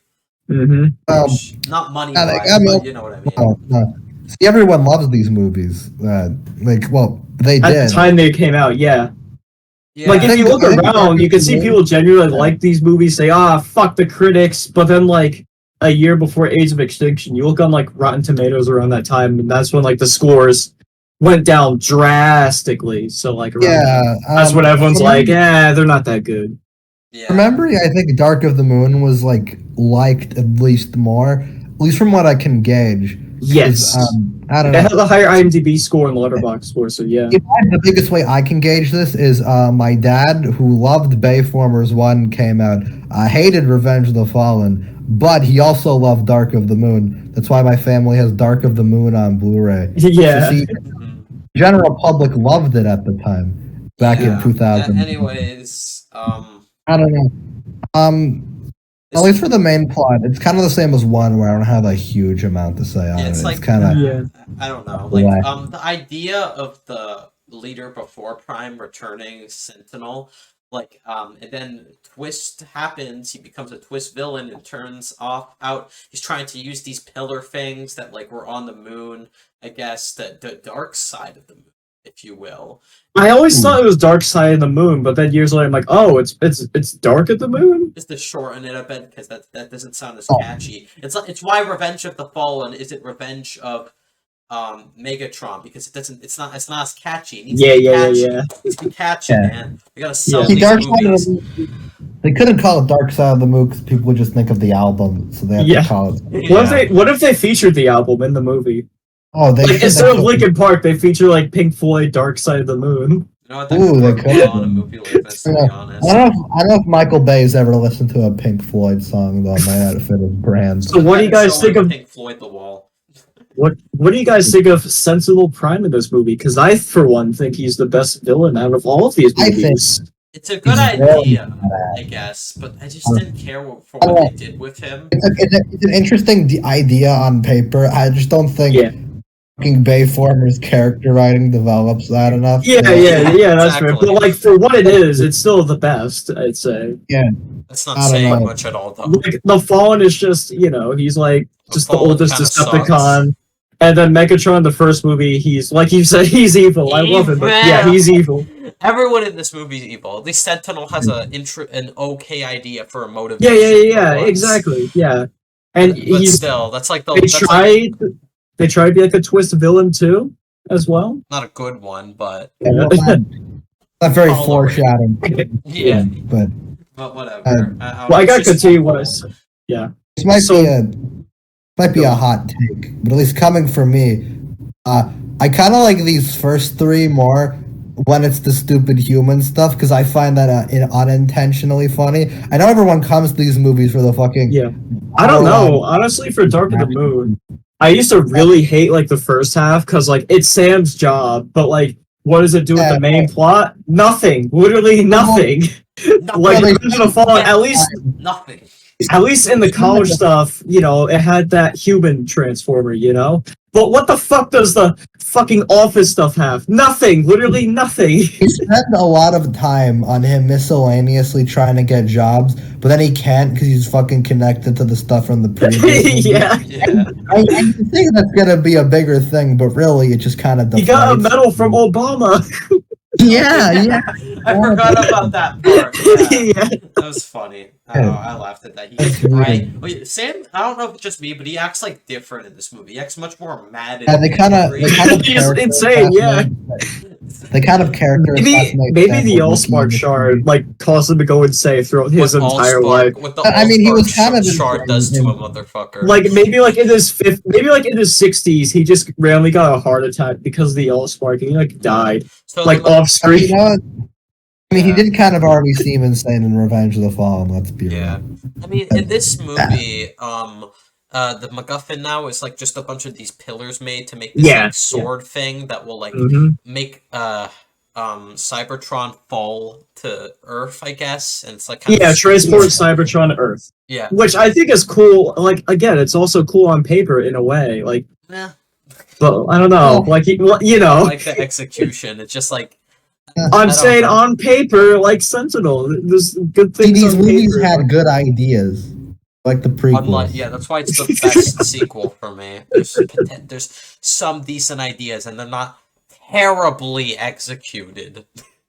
Yeah. Yes, I'm trying see, to I'm trying to I don't know. compliment this movie. Okay, it's hard. It's getting This really movie hard. ain't no Revenge of the Fallen. I'm gonna be honest. It's not as good. Yeah, I guess. I mean this one more, but I think I enjoy Revenge of the Fallen like the most. I think out of the not only for nostalgia, but it's insane the entire time. It's this insane. movie's my least favorite out of the original 3. I'll say. Yeah. I don't know what your perspective on that is, Anthony. You but were really it should have ended here. Revenge of the Fallen, but yeah, I know it should have. Didn't need more, but they gave it to us. Yeah. Also, one thing, there's a plot point in this movie where a bunch of the military or whatever the hell decide to like isolate the Transformers to another planet near the climax. But like, I understand that their mindset on paper, like with them doing that because they caused so much, but at the same damn time, it's like the end. Like, what the fuck are you gonna do against this giant thing? So like, just at least keep them, okay? Oh, do you like the idea that Optimus was in that ship and he let millions die before he came back to Earth? Oh my god! You can just think about that. Yeah. Maybe Optimus was trying to teach them a lesson, so he let millions die. I told you so. Told you so. And this is kind of when, at least this movie, they really downgraded the Optimus speech for that. I wasn't feeling it in this one as much as I was. The Optimus speech from the first film. And a bit. Well, the first movie's Optimus speech is like iconic. Everyone loves it. Yeah, exactly. Because of that iconic credit cut, you know. And I kind of found it funny in Age of Extinction because I'm like, well, what the fuck are you doing anymore? Yeah, that was kind of funny. As we get to Age of Extinction, it's just what the fuck you're doing, but we'll get to that. I will say, if there's one thing I unironically really hate in this movie, it's kind of like what Brian said in the last movie, but more so this one, how Megatron is. He is a literal bitch in this movie. Oh yeah, he's such a bitch in this movie. Yeah, and it Sentinel just like parts of Revenge. Sentinel's like, I'm not working for you, and he just takes it. I'm like, what are you doing? Yeah. He just lets Sentinel do everything until like this movie. He kind of sucks. Yeah, until like the last minute where he just comes in because the Victoria's Secret model tells him that like, what the fuck you doing? And then you know, and he also dies then too. So it's like, yeah. Also, one thing I also found kind of stupid is that the businessman that I don't know his name, but like who kidnapped. I think he's voiced. Oh yeah, I think that's John Malkovich. This movie has this movie has a stacked cast. I don't know. It's kind of weird.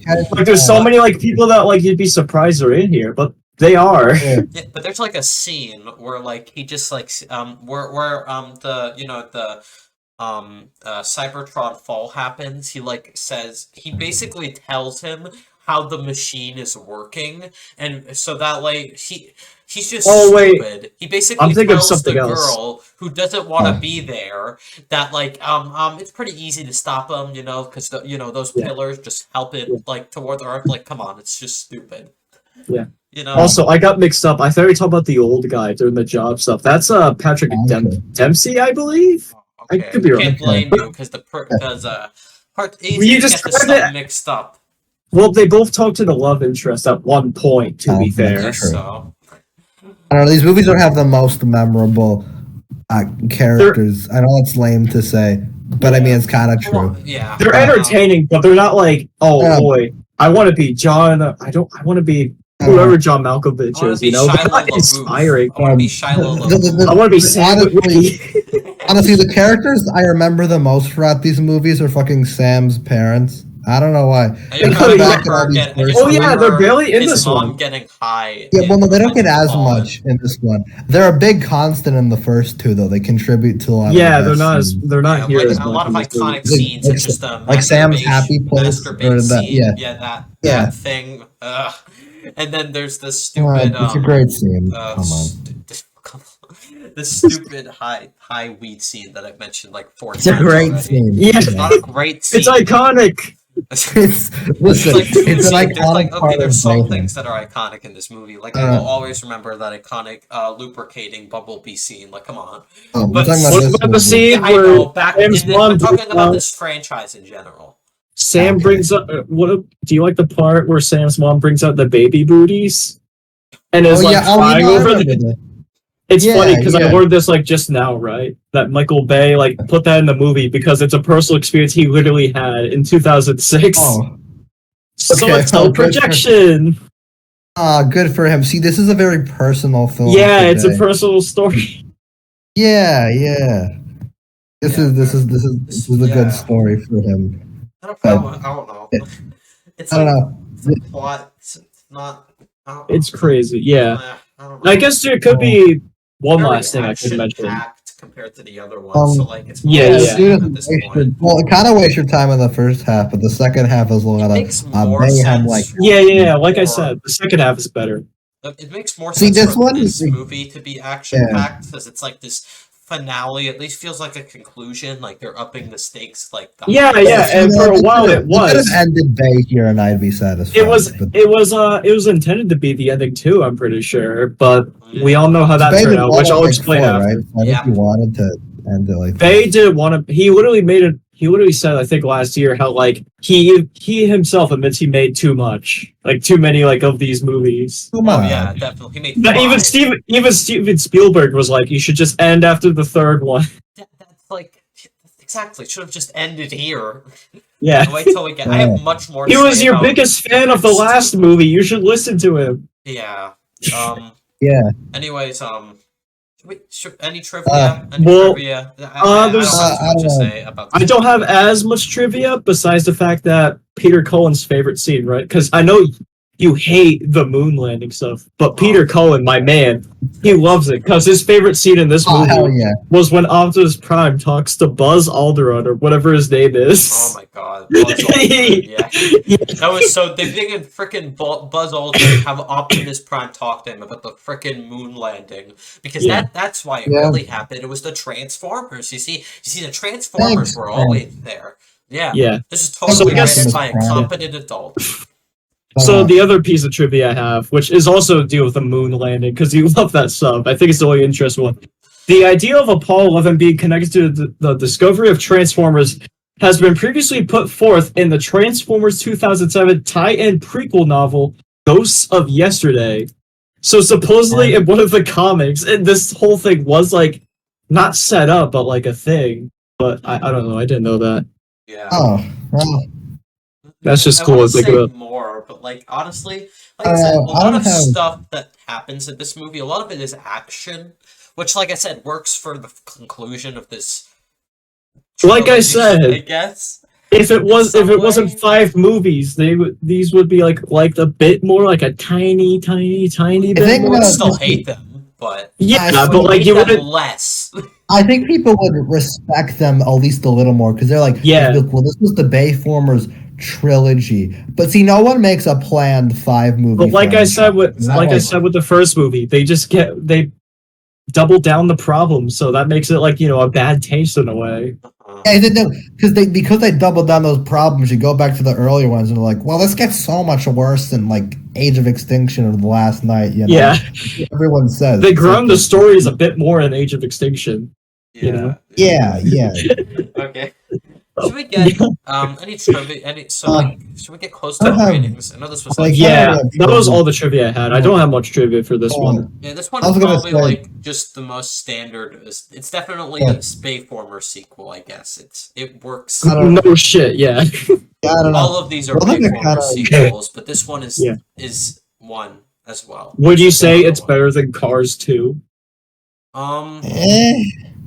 I mean, probably make that. No, probably not. Probably less fun, but I don't know. Yeah, that's fair. The only I kind of have left is, did you guys like Ken Jeong's character? Oh yeah, Deep Wang. Oh yeah, him. Wasn't he like under control of one of the Decepticon things to get information about what information? Apollo. Apollo 13. So that way. It was one of the only things about this movie that actually stood out to me, which is why I bring it up. Also, because whenever he showed up, I just thought of his character in Community, so I was like, "Oh, that's him." Also, they use like also for some reason there's just like also a bunch of dead Transformers or whatever on the moon. So then they just use the pillar thing to create an army, I guess, and that's the climax. And then Goes on Yeah. for another hour. Classic hour Bayformers climax right there. An actual hour this time, not 20 minutes or Buildings whatever. collapsing. I don't know. It's just not much happens in this movie. I feel like more Optimus should happen. execution. Oh yeah, Optimus. You didn't betray me. You guys like betrayed Optimus' yourself. arc, where he feels bad for a bit, but then he redeems himself. Yeah, he And feels. then he like does that a arc. speech. Yeah. Yeah, Classic, yeah. twist. This is when the Sentinel. speeches start degrading. At least Oh yeah, he was a murderer in the second one too, though. Let's just remember. Property damage. Well, not even just that, but like Optimus says, "Give me your face." Like at the end of the second one. Watch when we get to Age of Extinction of what he tries. Oh to do. yeah. Oh yeah. Anyway, alright, you guys want to go to ratings now? Yeah. I think I have much Let's more to do say it. about I'm ready to the talk next about that ones. I'm going to give this film low 3 out of 10. Might switch it to a 2 later. My rating is incredibly generous, I know. It's definitely worse than the first movie. But yeah, it sucks, but whatever. Who cares? It's another Bayformers sequel, and it works as a conclusion, even though it's a bad movie at the end of the day. What about you guys?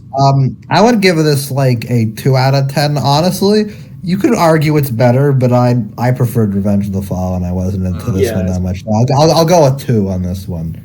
As well. I think I'll give it the same as Revenge of the Fallen, actually, a 4 out of 10. Because I've seen people say how it's a big improvement, but not really. Like, I've seen people like give Revenge of the Fallen like a 1 out of 10, and then give this movie like a 6 or a 7. Like these aren't that different. Much different. Come on. I like both of these, but they're not that separate in quality. So yeah, this is also just bad, like the second one, like on that par. So yeah, 4 out of 10 definitely. Maybe close to a 5, but yeah, 4. I'm sticking with 4. Yeah. Then this movie. Now this is when these movies get really Age of fucky. Extinction. Holy. Can I explain? Movie is so bad. Okay. Yeah. Can I explain? We need an explanation here. No, I need to explain something. I can explain why Bay made this one, right? Oh. So for 2 reasons. First of all, this is the best one, right? So Michael Bay was going to the, Transformers 3D, the ride, or whatever it's called at Universal. Yeah. So he was in line for that ride, right? And then, I'm blanking out here, but to make another movie. so he saw how everyone was in line, right? So he was like, "Man, I gotta make another movie." But the second reason is because he made this movie, this quirky little movie called Pain and Gain. It's not Blockbuster. It came out a year before, and yeah, Paramount would finance that movie if he made this one, and that's why this one is so forced, because he didn't want to make it. He just had to. Yeah, so like, this movie is fucking terrible. Oh yeah, this is awful, but I love it too. I can't explain it. It is a horrid mess. Anyways, Dayness, describe what happens. Here's the thing. I have been hold on. See, I've been defending these movies, kind of. I feel like. Look, I've been the mediator because you love these movies, and Anthony's been like, "Oh, these are terrible." So I've been kind of like the middle ground thus far. Yeah. But this one, no, I think we're all in agreement. This is fucking dumb. Well, I love this movie, but this movie is fucking mess. Like Jesus Christ, bro, what happened, babe? What the fuck happened? Anyways, describe to the audience what happens in this movie. I think we kind of need, because this one's like a. I don't want to say soft reboot, but it's very different. We got there's no more Shia LaBeouf. We got Mark Wahlberg. Yeah. Try and get a simple. And Cade Yeager. I forget his name. It's my favorite. Cade Yeager. Cade Yeager. We have Cade Yeager. the daughter character, which is the girl actually from the last Airbender movie, by the way. Stop soon with the daughter. Oh yeah. We'll get to that. Jesus Christ. Anyways, and then we have Jack Raynor, the guy from Midsommar. Just so you know. Anyway, what exactly happens in Transformers: Age of Extinction? Well, I'll leave that to a lot, actually. When humanity allies with a bounty hunter in pursuit of Optimus Prime, the Autobots turn to a mechanic and his family for help. Which is a fucking lie, by the way. The Autobots don't go to the mechanic. The mechanic literally goes to just them. Yeah, Optimus exactly. Prime is like damaged, I guess. Yeah, Yeah, this takes place after. Oh yeah, I bet Brian clapped when this happened because he's literally the G1 truck, right? But it's all like dusty and everything. Anyways, so this He's- took place after like Dark of the Moon. Now Yeah, everyone it's kind of hates weird, right? all of Transformers. They hate all of them for all the property damage, there a all the reason, lives lost. uh, So now they're being Is there, hunted.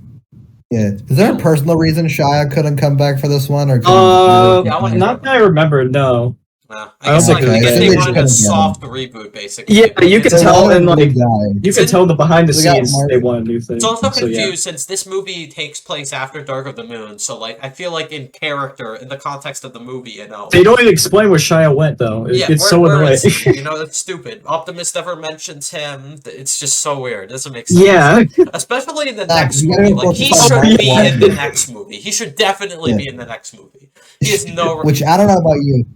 I don't know about you guys, but Mark Wahlberg was my favorite character in this movie. I really like Cade Yeager. Yeah, really like how he. Yeah. Anyway, You so now- understand? He has this great catchphrase. He's an inventor. He's about to have his big. Oh break, yeah. guys. Do you know Yeah, Mark make it Wahlberg friendly. loved the original trilogy?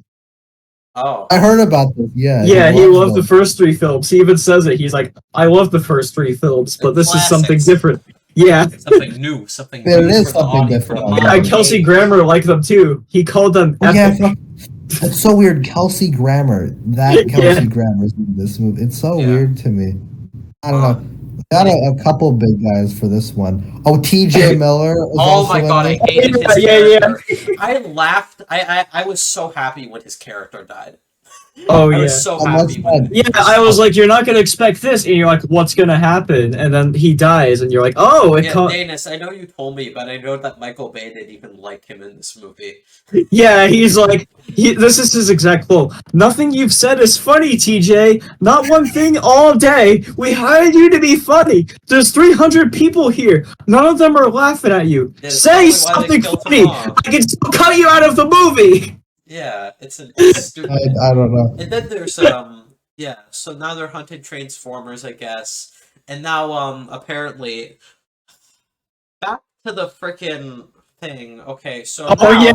Can we explain the intro? Transformers have decided to fucking apparently Transformers were responsible for dinosaurs now. They killed the Yeah. dinosaurs. No. No, The- there was no such thing as the no. asteroids. It was them Oh. hunting for It's the cre- Transformium.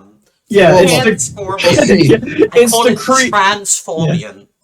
it's the creators of Transformers, Yeah, and I they know, the launched the creators. seed to make They want Transformers. this You know, seed this is- thing, and they want to make Transformers, and that killed the See, dinosaurs. That's what happened. From what I can gather, that was From what I can gather, that was the hook of this one. They're like, oh, see, you guys have Oh, may yeah, have yeah. bailed on that last one. But we have the Dinobots now. Yeah, they Oh, promote the Come out of dinosaurs so nowhere. much, We're and they're like in just the last 30 minutes. They come out of And nowhere. they don't even appear in this so movie a lot stupid. anyway. It's the typical. They were Bayform supposed to be, action I think for from most what I of heard, they were supposed to be in like the second one maybe, but then they like, I don't know, I guess it was too much or whatever, and then Why they they're in made the it this movie. one. They show up because it looks cool. It looks cool seeing Optimus Prime ride a dinosaur. That's why they're in the movie. It looks Yeah. cool. And That is why. It's they're on, in it's the on the poster. They're on, yeah, it's When in it the happens, poster. I was like shrugging. It looks stupid. It's I so don't. dumb. So I guess this is a new one. What about Yeah. the character designs? Let's talk about that. Oh my gosh. Yeah, I does- hate- talk about I the just new wanna Even- say, yeah, I don't even like I how hate Optimus looks. I don't like He how looks- he looks.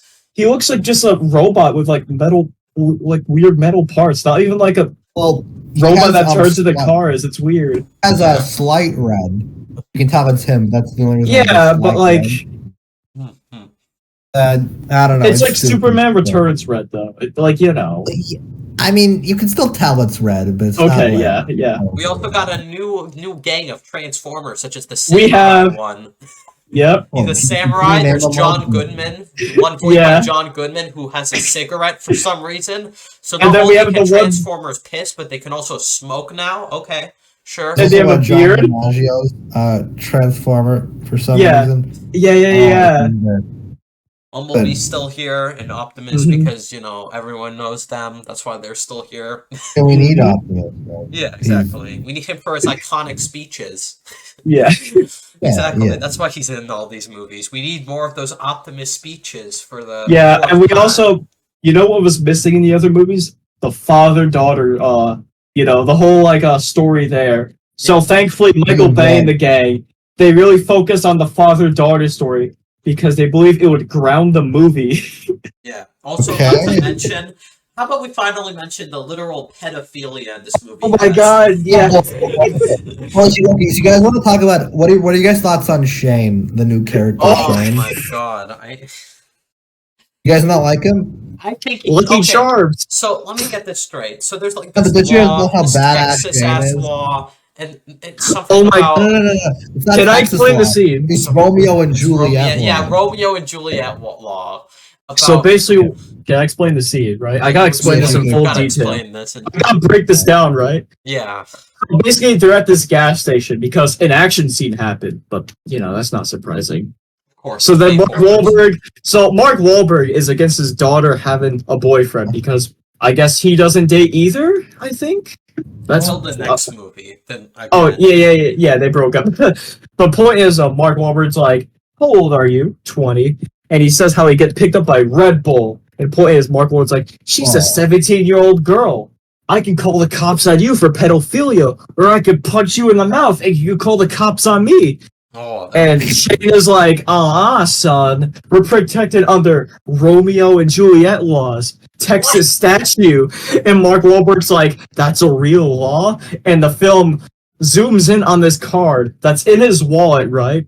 And I gotta mention, right, because this is already bad, but keep in mind, the movie takes place in Texas, and the age of consent in Texas is 17. And in this movie, this card says 18, so not only are they lying, but the point of this card is fucking stupid and shouldn't happen anyways. What's the point? Just make them both the same age. Just do that. The age of consent's already 18. Why would you have a card for that? Yeah, they literally made up the card just for this scene. So like, stupid. Okay, no, but that's the funny thing. I want to imagine Bay commissioned that prop. They had to make that. Yeah, I watched the behind the scenes. Unfortunately, I could find nothing on the scene. Also, the Shane character we mentioned is also kind of a jerk. Like he keeps taunting Mark Wahlberg.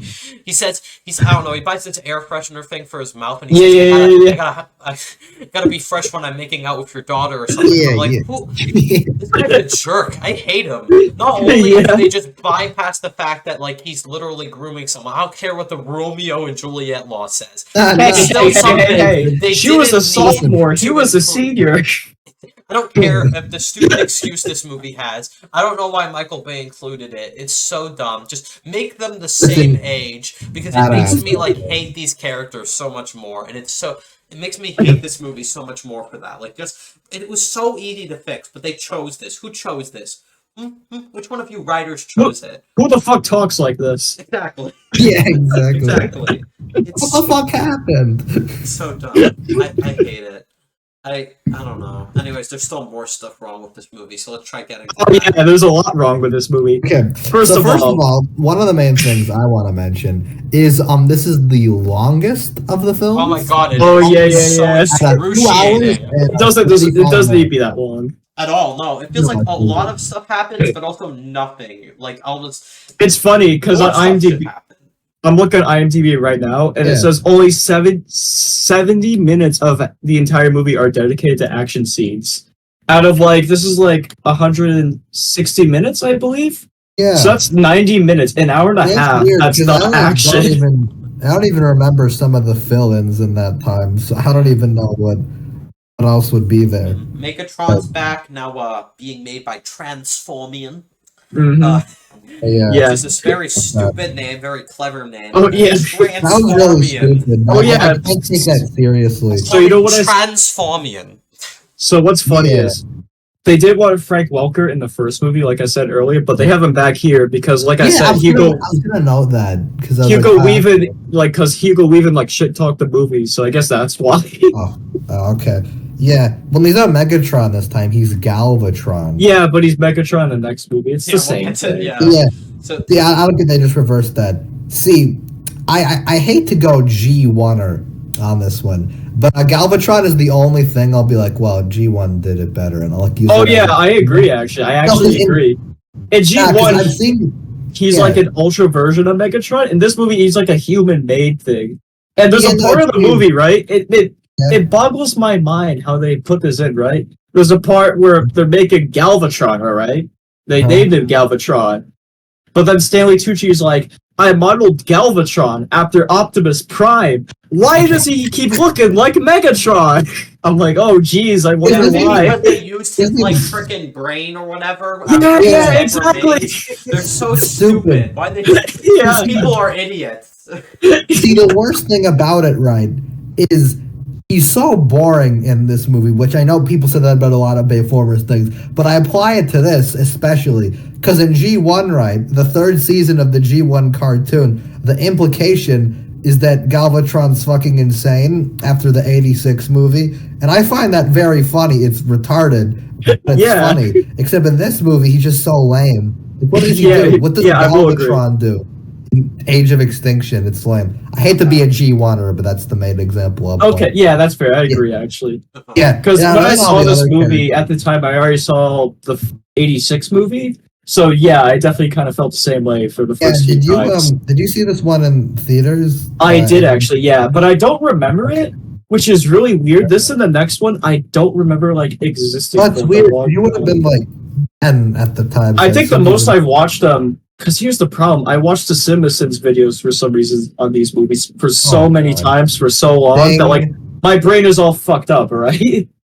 But Ding, yeah, I saw this one in theaters. ding, ding. Yeah, Yeah. fuck. This is like Who's your guys' favorite new edition out of everyone? We want to all personal around favorite it. is I think Cade Yeager is one of my favorite Bayformers characters. I want to give a shout out to him. Yeah, he's an inventor. It could be a game changer for him. Yeah.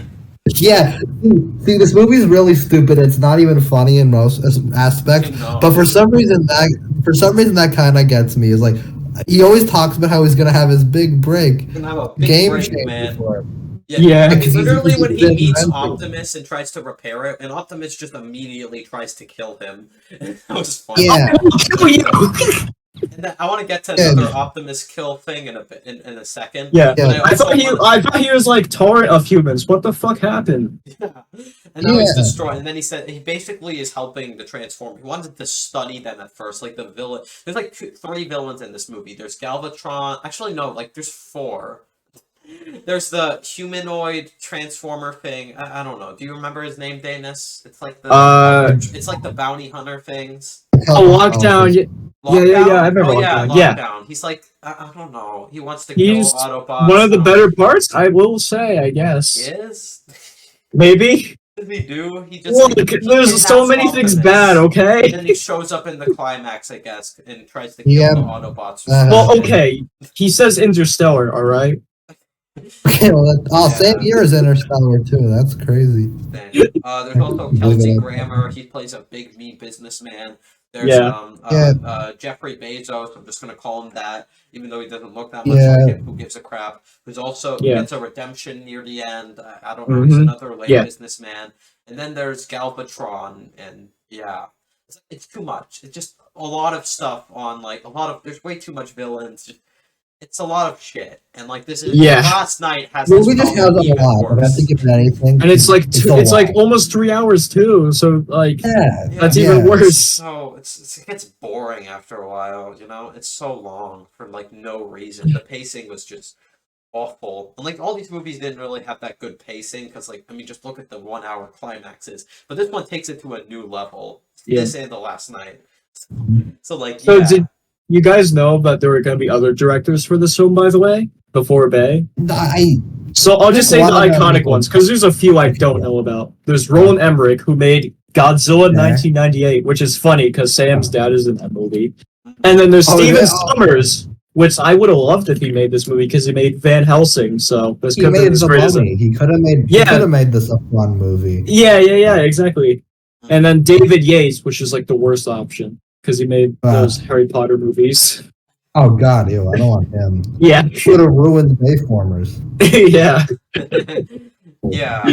Also, the scene there's like one scene that made me laugh. Kind of, it's the scene where the evil businessmen are just harvesting one of the Transformers, Ratchet's organs, and then Yeah. Transformium. And then Optimus and the gang just charge into the station. Oh yeah, it's funny because like Optimus, Optimus knew that he was dead. I'm pretty.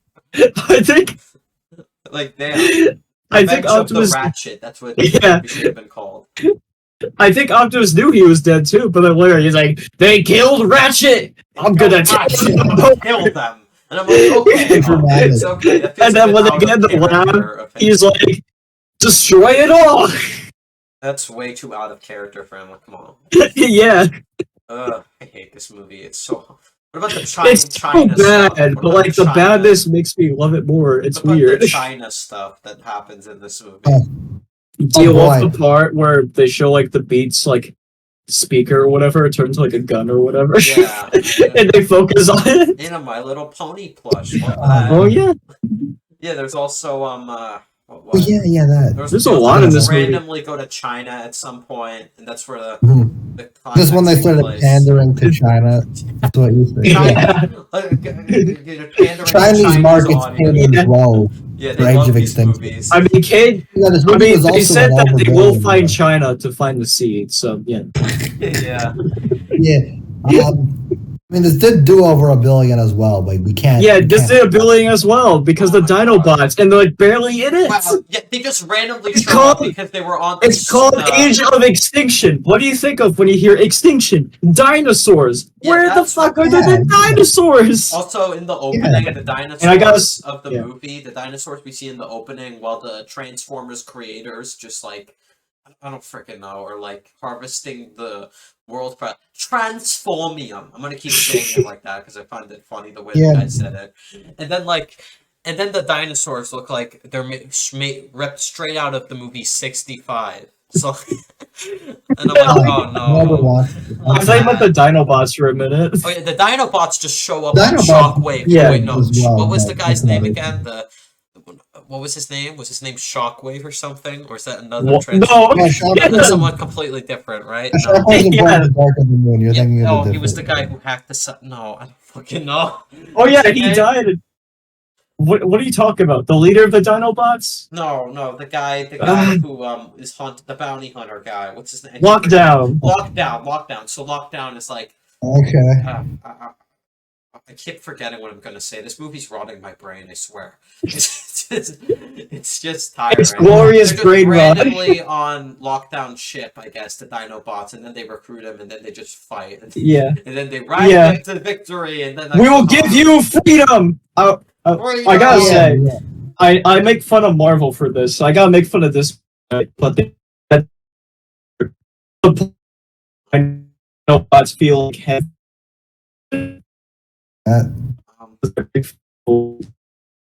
CGI dirt. Okay, that's more proof it's bad. Yeah, okay. You cut off a bit, by the way. Oh god, I thought that was just me. Okay. Nah, that's fine.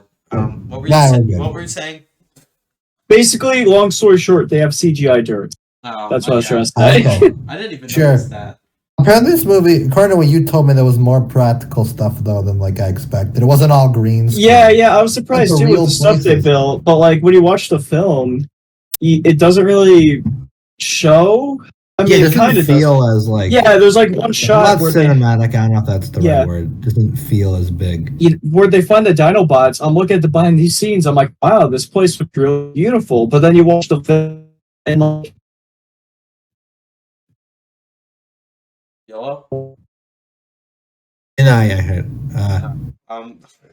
I hope he fixed that up real quick. God, this happens a lot. It's fine. Wait, we have more technical. What the fuck happened? No, you're good now. I feel like I kind of got the gist of what you were saying, though. I got it. Yeah. Good. Yeah, but also the visuals are still terrible. Like you said, the character designs get worse. I hate to make fun of the character designs, but I see what I say about like the first one is what I think applies to these ones more so. Definitely 4 and 5. These have the worst character designs of the. Oh yeah, I think the only design in the trilogy I hate is Q's design. It's like a blue Albert Einstein. Fuck off with that. That is disgusting. The look. Yeah. No, I did not like looking at him. No. Yeah. Yeah, it's like Not good. I don't even know. I think I've said most of what I wanted to say. Like I I said, think I'm continues good. adding to this stupid conundrum. So not only were Mhm. Transformers here for the pyramids, they were here for the moon landing. But they were also all the way back made when dinosaurs existed. So you And start they to were also question- here in 2007. Yeah, So they've so, been like- so they've had 4 introductions at this point. Oh my god! Yeah. The next And then they movie make makes like so much 20 more in the next one. sense. No. Okay, but I gotta say, I think though- I think I'm good. Do you guys have any trivia or anything else? Because One last thing. It's So mostly not only was boring. not only Yeah. was this not only did this make $1 billion, this high. Huh? I could, I got it. I think I got like the gif of him saying that it like made $1 billion. And Yeah. And, no, I was saying it's gross film 2015. Oh wow. Okay, yeah. Oh wow. Oh, well, that's actually saying a lot because a lot of shit came out in 2014. Actually, that was a big Yeah, It's a that big was kind of a big blockbuster year for year, actually. movies. Flash. yeah, but I guess Age of Extinction dominated it. Yeah. So, yeah, That led to them to conclude it. But before that, how about we get to our ratings? Like, yeah. All right. Yeah. I guess we'll go to ratings. I'll volunteer going first, but okay. This is an easy one. Yeah, me? honestly, At same. least personally. I know that might be a bit harsh, but I just can't think of anything I liked about it. It was just such a hard experience to get through. It's like it's stupid. It's just so stupid. It's annoying. And see, because if I give this movie, like, fuck yeah. this movie. Just fucking. I wanna- I hate it. Yeah. Age of Extinction blows. I It's know- not even the worst this franchise gets. You can Holy cow. despise this movie. When I Like, used to, can't give this movie. Go on, Dayness. Sorry, keep going. Yeah. So when I last watched this back in Michael Bay March last year, right? So I think this was close to a Michael 4. Bay But when I March. watched it with you, 2 out of 10. He said 2. Yeah. But, yeah. So you Yeah, I give don't it know. like a 2? That's bad. Yeah. See, I don't see. For me, right, the weird thing is, not a weird thing. I don't know. Part of me doesn't actively despise this movie, at least anymore. I probably did back in June, late June-ish, which I don't know, that was my peak Bay hate. But thing is, I don't know. See, Well, we could have had the couldn't- watch party. Well, yeah, that's true. I wanted to do that watch party, but that never worked out. See, I can't confidently give this a 2 because that would imply it's on like the same level as like Dark of the Moon or Revenge of the Fallen. And I'm like, Yeah, no, yeah, these yeah. mo- I was- those movies have yeah. more craft than this does. Like, Yeah. come on. Yeah, so I guess that's our ratings, I And guess. speaking of having more craft, let's talk about the craft of Transformers: The Last Night. Oh my god. Yeah. Oh, Can I boy. read? So, as a certain YouTuber said about another movie, fuck, I hate this. I do too. Oh, This movie, see. I'm not even exaggerating. A Easily- hardcore of Bay heads do not like this movie, and I've honestly, seen it might be the one. too, and like, are you? Honestly, Uh, like, if you'd agree, Anthony, it's the worst thing we've talked about on the podcast. easily. Oh yeah, yeah. Yeah, Leprechaun Origins, Yeah. American Psycho 2, Pinocchio, and Sonic Forces all looking at this shit and laughing. They're all laughing their asses Yeah. off. Yeah. All right, I'll be right back. Hang on. Yeah. Sorry guys. Yeah. Sorry about Dayness's shitty Wi-Fi. yeah. Sorry about that. Technical difficulties. Technical But anyway, Anyways, I on. guess I'll just. So I think the first thing I think we very much have to get into is so we had they landed in 2007. Okay. So they landed in 2007. They were at the pyramids. They were at the moon landing. They were in like dinosaur times. What is the fifth step? The fifth step is that in the 1940s, the Transformers They were just everywhere. They were literally everywhere. specifically in Let's the tie this back to Merlin and King So- Arthur. Why not? Why It's the not fuck even not? okay. It's not even just King Arthur that hurts me the Let's most. start The thing there. that hurts Let's Yeah. stop there. There's like a the first thing transport with like a yeah. Confederate gang, and then there's like, you know, Yeah. you See, say the it. thing that hurts me the most is apparently in the 1940s, during World War II, Bumblebee famously fought Nazis in World War II. Fuck this movie. Fuck that. Why? Who thought that was a good idea? Who thought, Hey man, like I said behind the scenes, you're solving a great mystery. Hitler's suicide. what's funny about that is that they just play that clip and they just forget about it. They gloss over that shit. They don't explain why. They don't explain why. He just said that he was there. He was there. That's Oh yeah, all I they gotta say. say, this has a new gang of writers, of course. So the guy that wrote 2, 3, and 4, they left, and I think these guys, funnily enough, they wrote, I think, Iron Man, actually. Somehow. I could be wrong. Oh, yeah, they wrote Uncharted and then Men in Black International. Jesus. Okay, well, So, you have, like, this soulless shit instead. Is what I'm saying. Okay. I'm gonna just Is there any describe compelling the plot. reason for why Bay made this one? Does he have any influence on this one? I don't even know. Probably I just wanna because the know. last one made $1 billion, honestly. But yeah, I don't know. Probably, yeah. I don't know. At least for like an idea, because I don't know. The original trilogy had some heart, some soul. Age of Extinction. The behind the scenes will make you pretend it has soul, but how pretentious the writers talk about. Oh, yeah, yeah. But, yeah, but with Last Night, no one likes this movie. Everyone Not even quite Dayness. literally. Look, yeah, I literally adore everyone. the first three, Yeah. even though 4 is awful, and I can't stand this movie. This is the only movie I didn't rewatch for this episode. Quite literally everyone I follow on Letterboxd has this at a half star. No one likes it. No one. Yeah, it's Read the terrible. plot. Want me to read the plot for you, Dayness? I'll do it for Yeah, you. because when I joined the watch party, I'm like, what the fuck is happening? Because Yeah, I forgot so streaming. much about this movie. Yeah, let me try and do what you did with the IMDb plots. Oh, I'm already on the IMDb page, so I can just do that.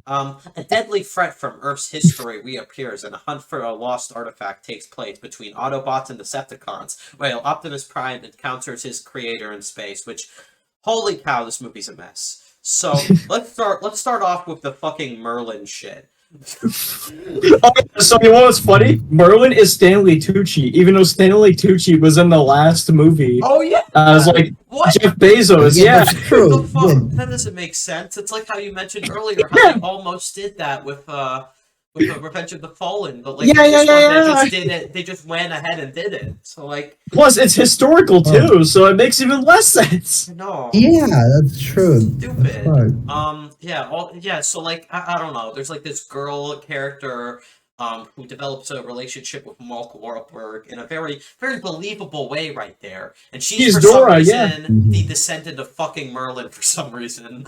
And like, why is this in a Transformers movie? So the MacGuffin of this movie is the staff of Merlin that was given to him by this old. I love how Transformer that Anthony was in a Hopkins.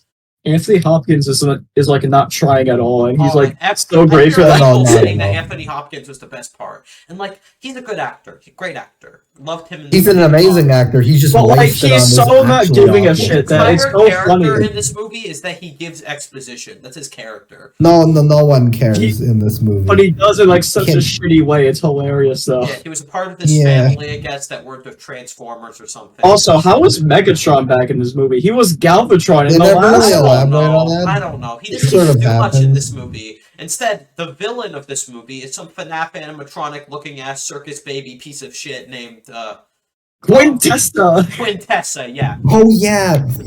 Oh I yeah. forgot about that. I love how like they just go back to Cybertron, even though it destroyed the third one.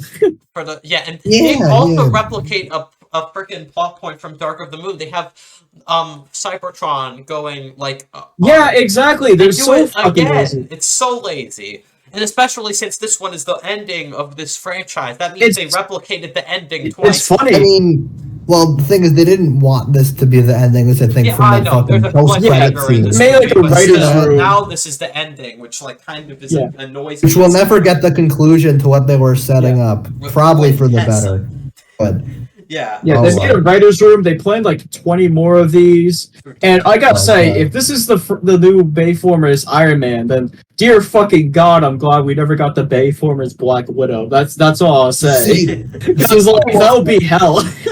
Yeah. see, what I will say, I don't know how far before this movie they destroyed everything, because the year after this is Bumblebee, which is already disconnected. So I don't know if they were planning to do like two universes alongside each other. Yeah, right because after I think they Bumblebee scrapped was already everything. being made though, like while this was also being made. I'm So pretty that's sure it why- was, but I don't know.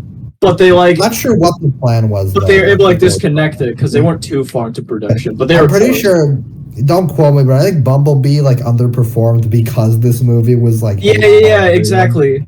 It was But like, then no. Rise of the Beast also underperformed too. If I'm Yeah, I think people. I don't haven't know. seen that movie yet, though. Honestly, Also I think because they got like bad reviews, if I remember I correctly. think Transformers kind of peaked in theaters. We're not reaching those Dark of the Moon and Age of Extinction Yeah. box office. I know once everyone again. hates the Bay elements of these movies, but the Bay elements being talked about kind of like drove everyone to see these movies in theaters in a way.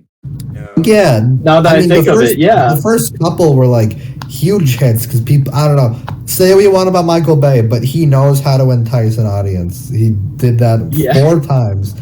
And he probably would have enticed an audience with this one if it wasn't the one. They tried with like Optimus going evil, but like in the movie, Just throw it in near the ending, though. oh yeah, exactly. And then the way he reverses it, it's so stupid. Oh yeah, so I was telling you about that again. Yeah. Yeah, I mean, I'm curious what you think about that.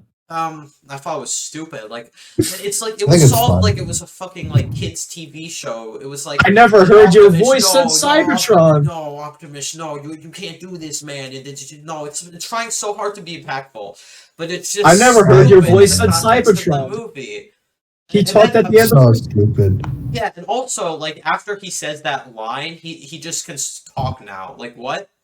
yeah. What? Yeah, I forgot Bumblebee. And what's even talks in weirder this movie. is the For voice some actor of the reason. first movie is actually in this movie, but he's an extra. But it makes me wonder, why not just get his voice back? Like the same actor if you're I gonna do don't get anything. that. Like this is stupid. Well, you can at least be consistently stupid, but you can't even do that. Exactly. Oh god. So Yeah. Even the Bayhem, Oh, yeah, it's fucking you sucks. see, okay, I think the only Bayhem, like, it's not even Bayhem, the main artistic direction, I guess, you can kind of call it an artistic direction. This is just movie will give soulless. you a Yeah. This movie will give you a headache because it cannot have a consistent aspect ratio. Oh, from yeah, where I you forgot come about oh that. my god, we You guys haven't wanna talk mentioned that. from. This So movie bad. drives me insane. It's like every second, just cut. Look, hate Interstellar, but Interstellar had like IMAX at like right moments. See, This movie, Not no. even like it's not even like they had scenes that have different aspects. No, it's shots. The scenes Like that one drove shot, me yeah. crazy Change was the shots, and scenes it'll where be Anthony again. Hopkins was just walking around and there was like 50 cuts. I was like, Jesus, he's just walking. Calm down, Yeah. Ray. Calm the hell Yeah, down. yeah. Jesus. So much. The aspect Too ratio much. just keeps changing and much, changing. It's driving you crazy and crazy. It can't. Yeah, It's so. It's But like even everyone without points that, it out. the Everyone action is points so it out. lame in this movie. Oh, yeah, Like the because Nemesis of that. Prime stuff is like the Nemesis Prime stuff. It's like it's there for like 5 minutes. There's Yeah, like a it's also fight for like 2 minutes, Yeah, like I don't know. It's just stupid. Also, and then like the final climax, it's like a giant fucking open grass area, and like Cybertron's coming down. Wow, so creative. yeah, it's not like, Like we've the done first that movie- before. The first movie was a city, okay, that makes sense. And then the second one was Egypt, that also makes sense. The third one, also a city, okay. Retreading stuff, fine. And then the fourth one it's in China, pandering, but whatever, you're doing city for the third time. This didn't even try, it's just a giant fucking city. Or not a city, Oh, like, God. like a fucking wasteland. What even is it? It's up. And see, Going listen, back to Age I of would say this Extinction, movie is dog shit, but that would be offensive Yeah. to dog shit. I'd say this is Yeah. Marmaduke 2022 shit right here. Like, it's not bad. One thing I want to mention quickly, back to Age of Extinction, but remember the stupid bottle thing? I forgot to mention the bottle product placement for that. Random thing to go back to, because now we're in last night, but just thought I would mention that.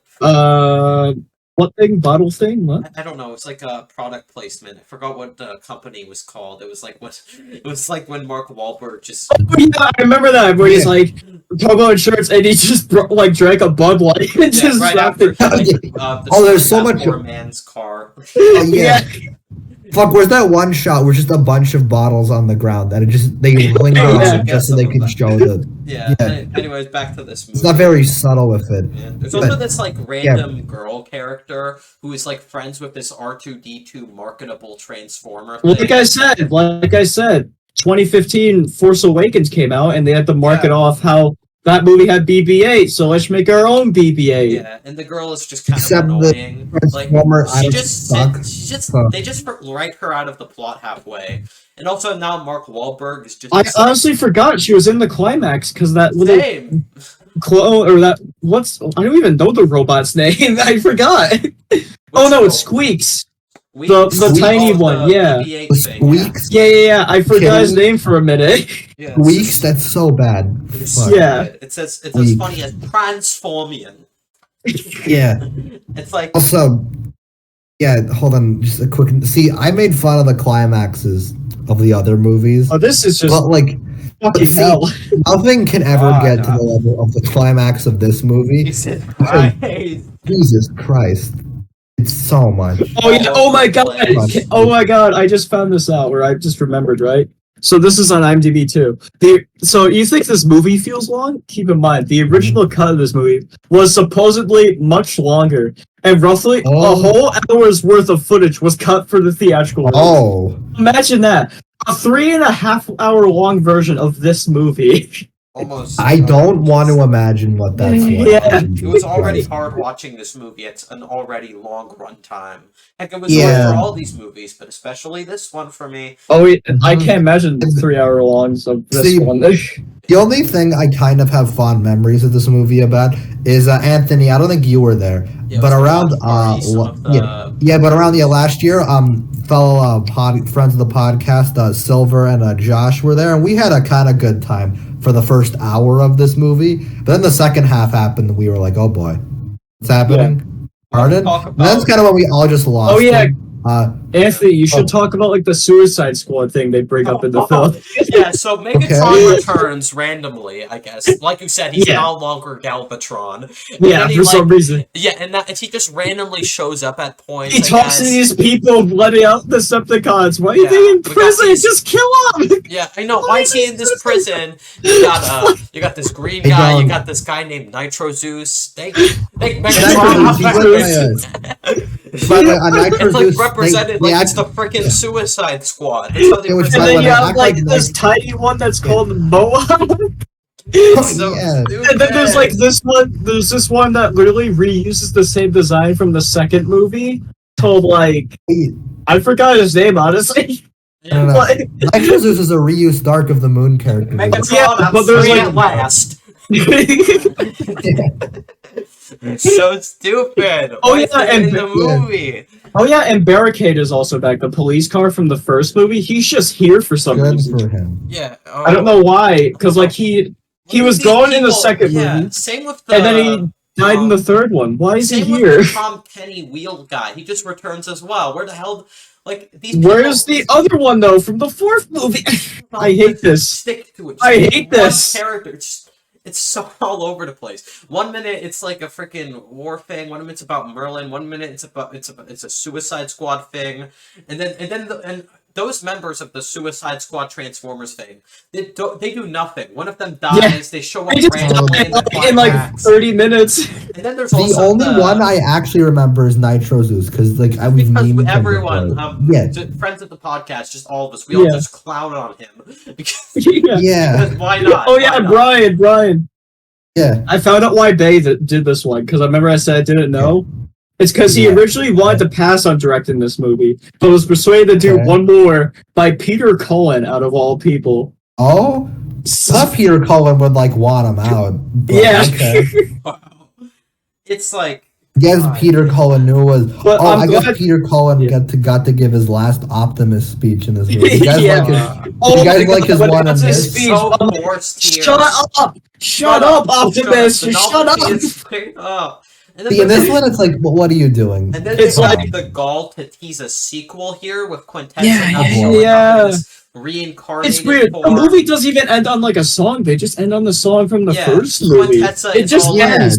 The circus baby Quintessa, whatever I call her, she's all like with this random like soldier construction guy. I don't know. It's something. It's like the Morbius thing. I think we should team up, do some good. Some shit like that. That's where the image was in my head. It's so stupid. Except at least that post-credit scene in Morbius was funny bad. This was just stupid. Oh yeah. Morbius is at least Morbius was like the fifth movie in a long-running franchise. Exactly. I don't know. It's stupid. This movie sucks. God damn. I hate it. It's awful. It's like, oh god, same issues as the Age of Extinction, but it's all just worse now, plot-wise. Yeah. Yeah. Oh fuck, we didn't even bring up Unicron. What the fuck did they do? Oh my I don't god. even know. So Unicron is like Earth or some crap. Yeah, That's yeah. what Anthony Hopkins said. Unicron is Earth. He said something. Because Pangea. And then now that's like, Yeah. and now there's these like things or pillars or spikes that are appearing around the world. More pillars. More pillars, oh boy. And now that's like leading to the whole Cybertron thing falling to Earth, which already happened in Dark of the Moon, and we're doing it again, which makes no sense, and it's stupid to do it twice. It's so lazy. Like, in Dark of the Moon, I thought that was a dumb plot point as well, of just this other planet just heading towards Earth randomly. But this one, at least, but now they're just reusing it again, and it's just lazy. Yeah, no. It's so dumb. See, by this point, the At least the franchise others isn't had even original ideas. Exactly. Yeah, who the fuck says shit like this? But yeah, no. See, these like, this isn't the franchise isn't even running on fumes anymore. It's just like, It's like dead. Yeah. No, it's dead in the ground. I want to mention again is that Kate, the main character, is now this like last Kate night Yeager. thing, and it's like, why does he go from he went from a normal mechanic. Oh yeah, and he's like a fucking knight. It's so stupid. It's stupid. Why you do this? Kate with this Yeager, character? I will Do say this they really literally did. any other character. Oh my god! I love the part where like a transformer is like trying to kill him with the sword, and Mark Wahlberg's tiny sword And then he just stands and up then it against works. his transformer. Yeah, and Well, the also visual looks so all the stupid. Yeah, it's stupid just- I don't know, the creators of Transformers, I guess they just randomly show up in the climax and say, "How dare you portray us, Optimus?" But he did this before in Dark of the Moon. Who wrote this? Jesus. These Guardian things or whatever the hell they are, the stupid thing that they clown on Optimus for betraying them or something, I guess. Since like Optimus became Anthony. evil. Yeah. Like when we were talking about the first movie, did you want to explain the Sam Witwicky stuff in this movie, by the way? Like, where is he? He should be the last knight. It would make more sense for him, even though it was. But also, there's like these Witwickens, and these Witwickens say like they literally say in the flashback, "No sacrifice, no victory." Get it? Because it's what they say in the first movie. This is like Rise of Skywalker of the franchise, unironically. Also, not to mention, randomly, the Bumblebee piss victim just shows up in the plot randomly. They bring back the actors from the trilogy for like out of nowhere. Yeah, he's calling Anthony Hopkins. Where's Lennox? Where was Lennox the last movie? Well, remember him? What the fuck They did a happened? nostalgia baiting. Why is the Bumblebee piss victim in this movie, but not the main character from the first one? That would make so much more sense. Like it doesn't make sense plot wise at all. God, this movie's driving me sick. And then Bumblebee, like he gets shot and then he gets built back to normal. Why couldn't Ratchet do that in the first movie? Why couldn't fucking Q from Dark of the Moon do that? Why couldn't any Transformer do that? Well, do you think Optimus knows how to do that? Probably not. I don't know. Yeah, you're right. I don't know. I don't even remember that part. How do you think about it? I don't know. All these movies are so long. Like I can't remember everything. I remember enough about these movies. I see people give like all of them except like the first movie half-star, and that's offensive because if you think this is like on par with any of the sequels. No, that's wrong. You're wrong. You're wrong. It's like got close to a 2 out of 10. I could raise it. Age of Extinction looks godly compared to this. It's like close to Star the Dial of Destiny. Age of Extinction looks like a 3 out of 10 compared to this movie. Like it looks like generic bad compared to this. Exactly. Yeah, this fucking sucks. Yeah, this is the new low for this podcast in terms of movies. Let's be honest. No, I don't. Honestly, I don't think we're gonna get lower. At least for a little while. I would be shocked. It's definitely in like the bottom 5 though for me. I think it's the worst one for me. Definitely. Oh god. Yeah. I don't blame you. I really don't. This is miserable. I don't even think you have cool trivia for this movie compared to. I mean, I said what I had to say just by looking at IMDb right now, but that's it. I watched the behind the scenes, and it's so boring. Like you can tell they just didn't care. Yeah. Has got anything? Actually, one thing I'm curious about. Do you like? It's got to be a random question, but do you own many copies of this movie? Because now you own like fucking dozens for the other papers. Honestly, this is the only one in the franchise I don't own an individual copy of. I own, Okay. I think 2 copies of this movie, and that's because one came in a DVD bundle and one came in a Blu-ray bundle, and that's it. Okay. So you 2 wouldn't buy this copies. on Meanwhile, your I own own. like 10 of like the first movie. Okay, It's so just you so wouldn't own. So you wouldn't own this on your own, is what? yeah, exactly. No. And those I got for like Christmas, I think. So Yeah, yeah. Fuck. You guys want to wrap this up, or you guys I mean, got I have anything some else? other Yeah. stuff I'd like to say, like the Alright, Yeah. you like gotta the weird ass talk about Butler transformer thing. That's like Butler C-3PO. They even Oh point that fuck! That out. reminds oh me. yeah, I forgot Cogman. Fuck. Hulkman. Yeah, I remember. I don't know why Don't he's kill there. the messenger. The messenger will kill you. Yeah, he even calls himself a sociopath. By the way, Yeah, like I what? remember Oh that. god. Yeah. This movie was so hard to watch. Oh my god. Okay, I gotta say this, right? I know I don't have much trivia, but the Decepticon Nitrozeus was named after the code name for a shelved American offensive plan. What am I reading? What? Hey, fuck, fuck, I think I have trivia. I swear to God, I forget if I'm mixing up with something else, but I swear to God, Nitro Zeus is like the name of Michael Bay's dog. Oh yeah, you're right. Yeah, no, I've heard about this. That's At the name least of his it's Nitro, dog. but I remember. Yeah, Nitro you're right. Zeus. I'm gonna So see if I can dumb. find that. Yeah. Oh, and fucking, could you mention fucking the Butler transform? I just remembered. The other thing is, It's so like Hot Josh. Rod from the Hot Rod from the '86 movie. Is Yeah. here. He's not They gave him He's a- not He's British. not They gave him, He's not French. He's not. I almost said yeah, British. For they gave some him an reason. accent French. now. He's a Sure. French accent now. Why? That happened now. That confused me. I was like, what? Since when is Hot Rod French? And I what? don't know. It was so distracting for me. He's not even like his character in the. Yeah. I don't want to be a G1er, but he's not like. And even then, he has no personality of his own, except for his accent, I guess. Just kind of sidelined. Yeah. Also, for a bit. Anthony Hopkins' character just randomly Oh, yeah. dies. Like, Oh, what? yeah, This he movie does. looks like shit. By That the was way, I weird. should just mention Mhm. Yeah.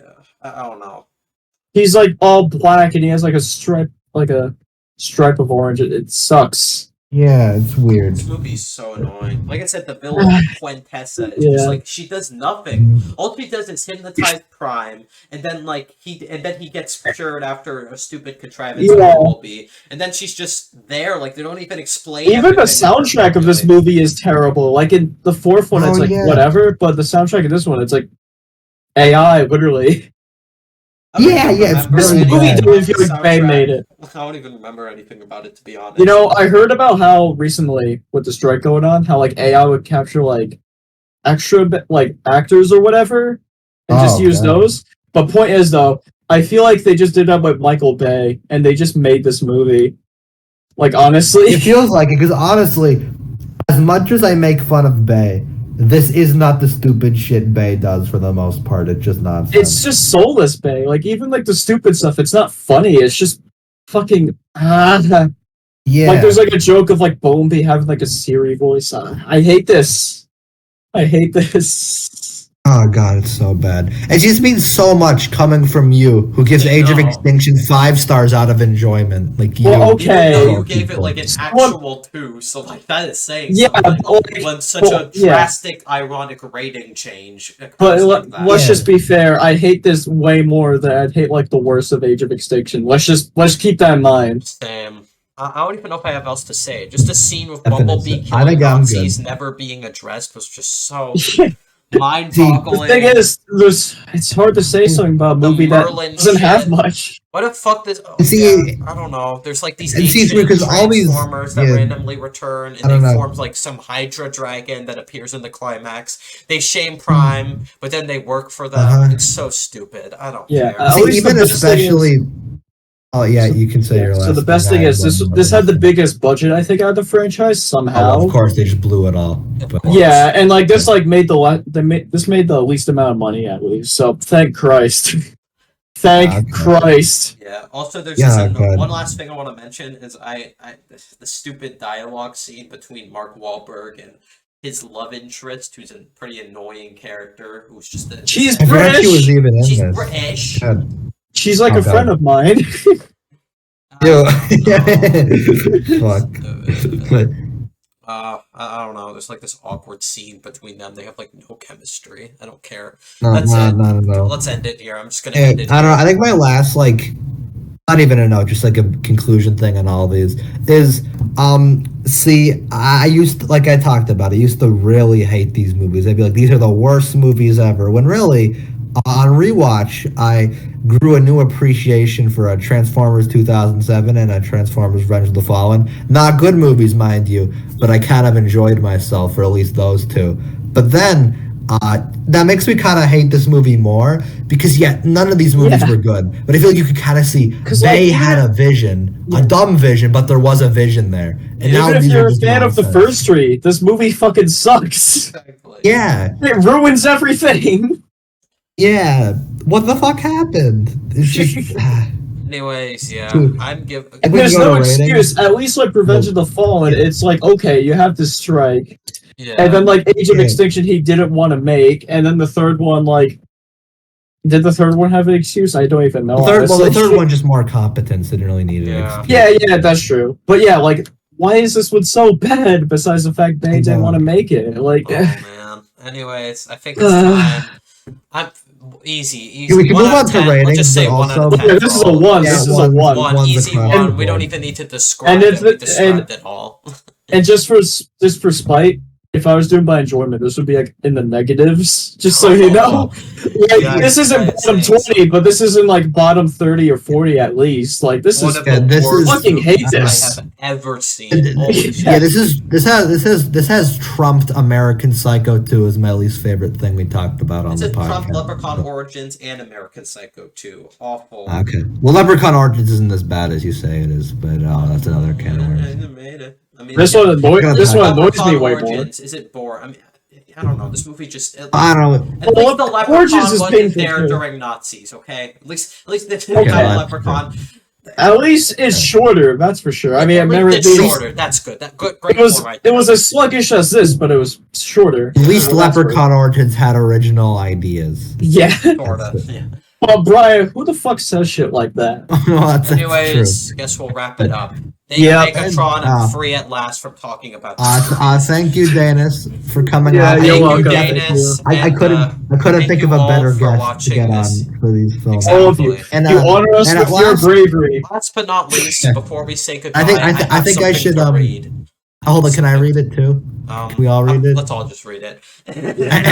Hold on. Okay. The All-Star Dog gone. We cannot return life to our planet. And fate has yielded its reward. A new world called Earth. We live among its people now. Hiding in plain sight, watching over them in secret, waiting, protecting. I have witnessed the capacity for courage. And though we are worlds apart, like us, there's more to them meets the eye. I have just cried. And I said this message surviving Autobots, taking refuge among the stars. We are here. We are waiting. What? Thanks for watching. It's 3, 2,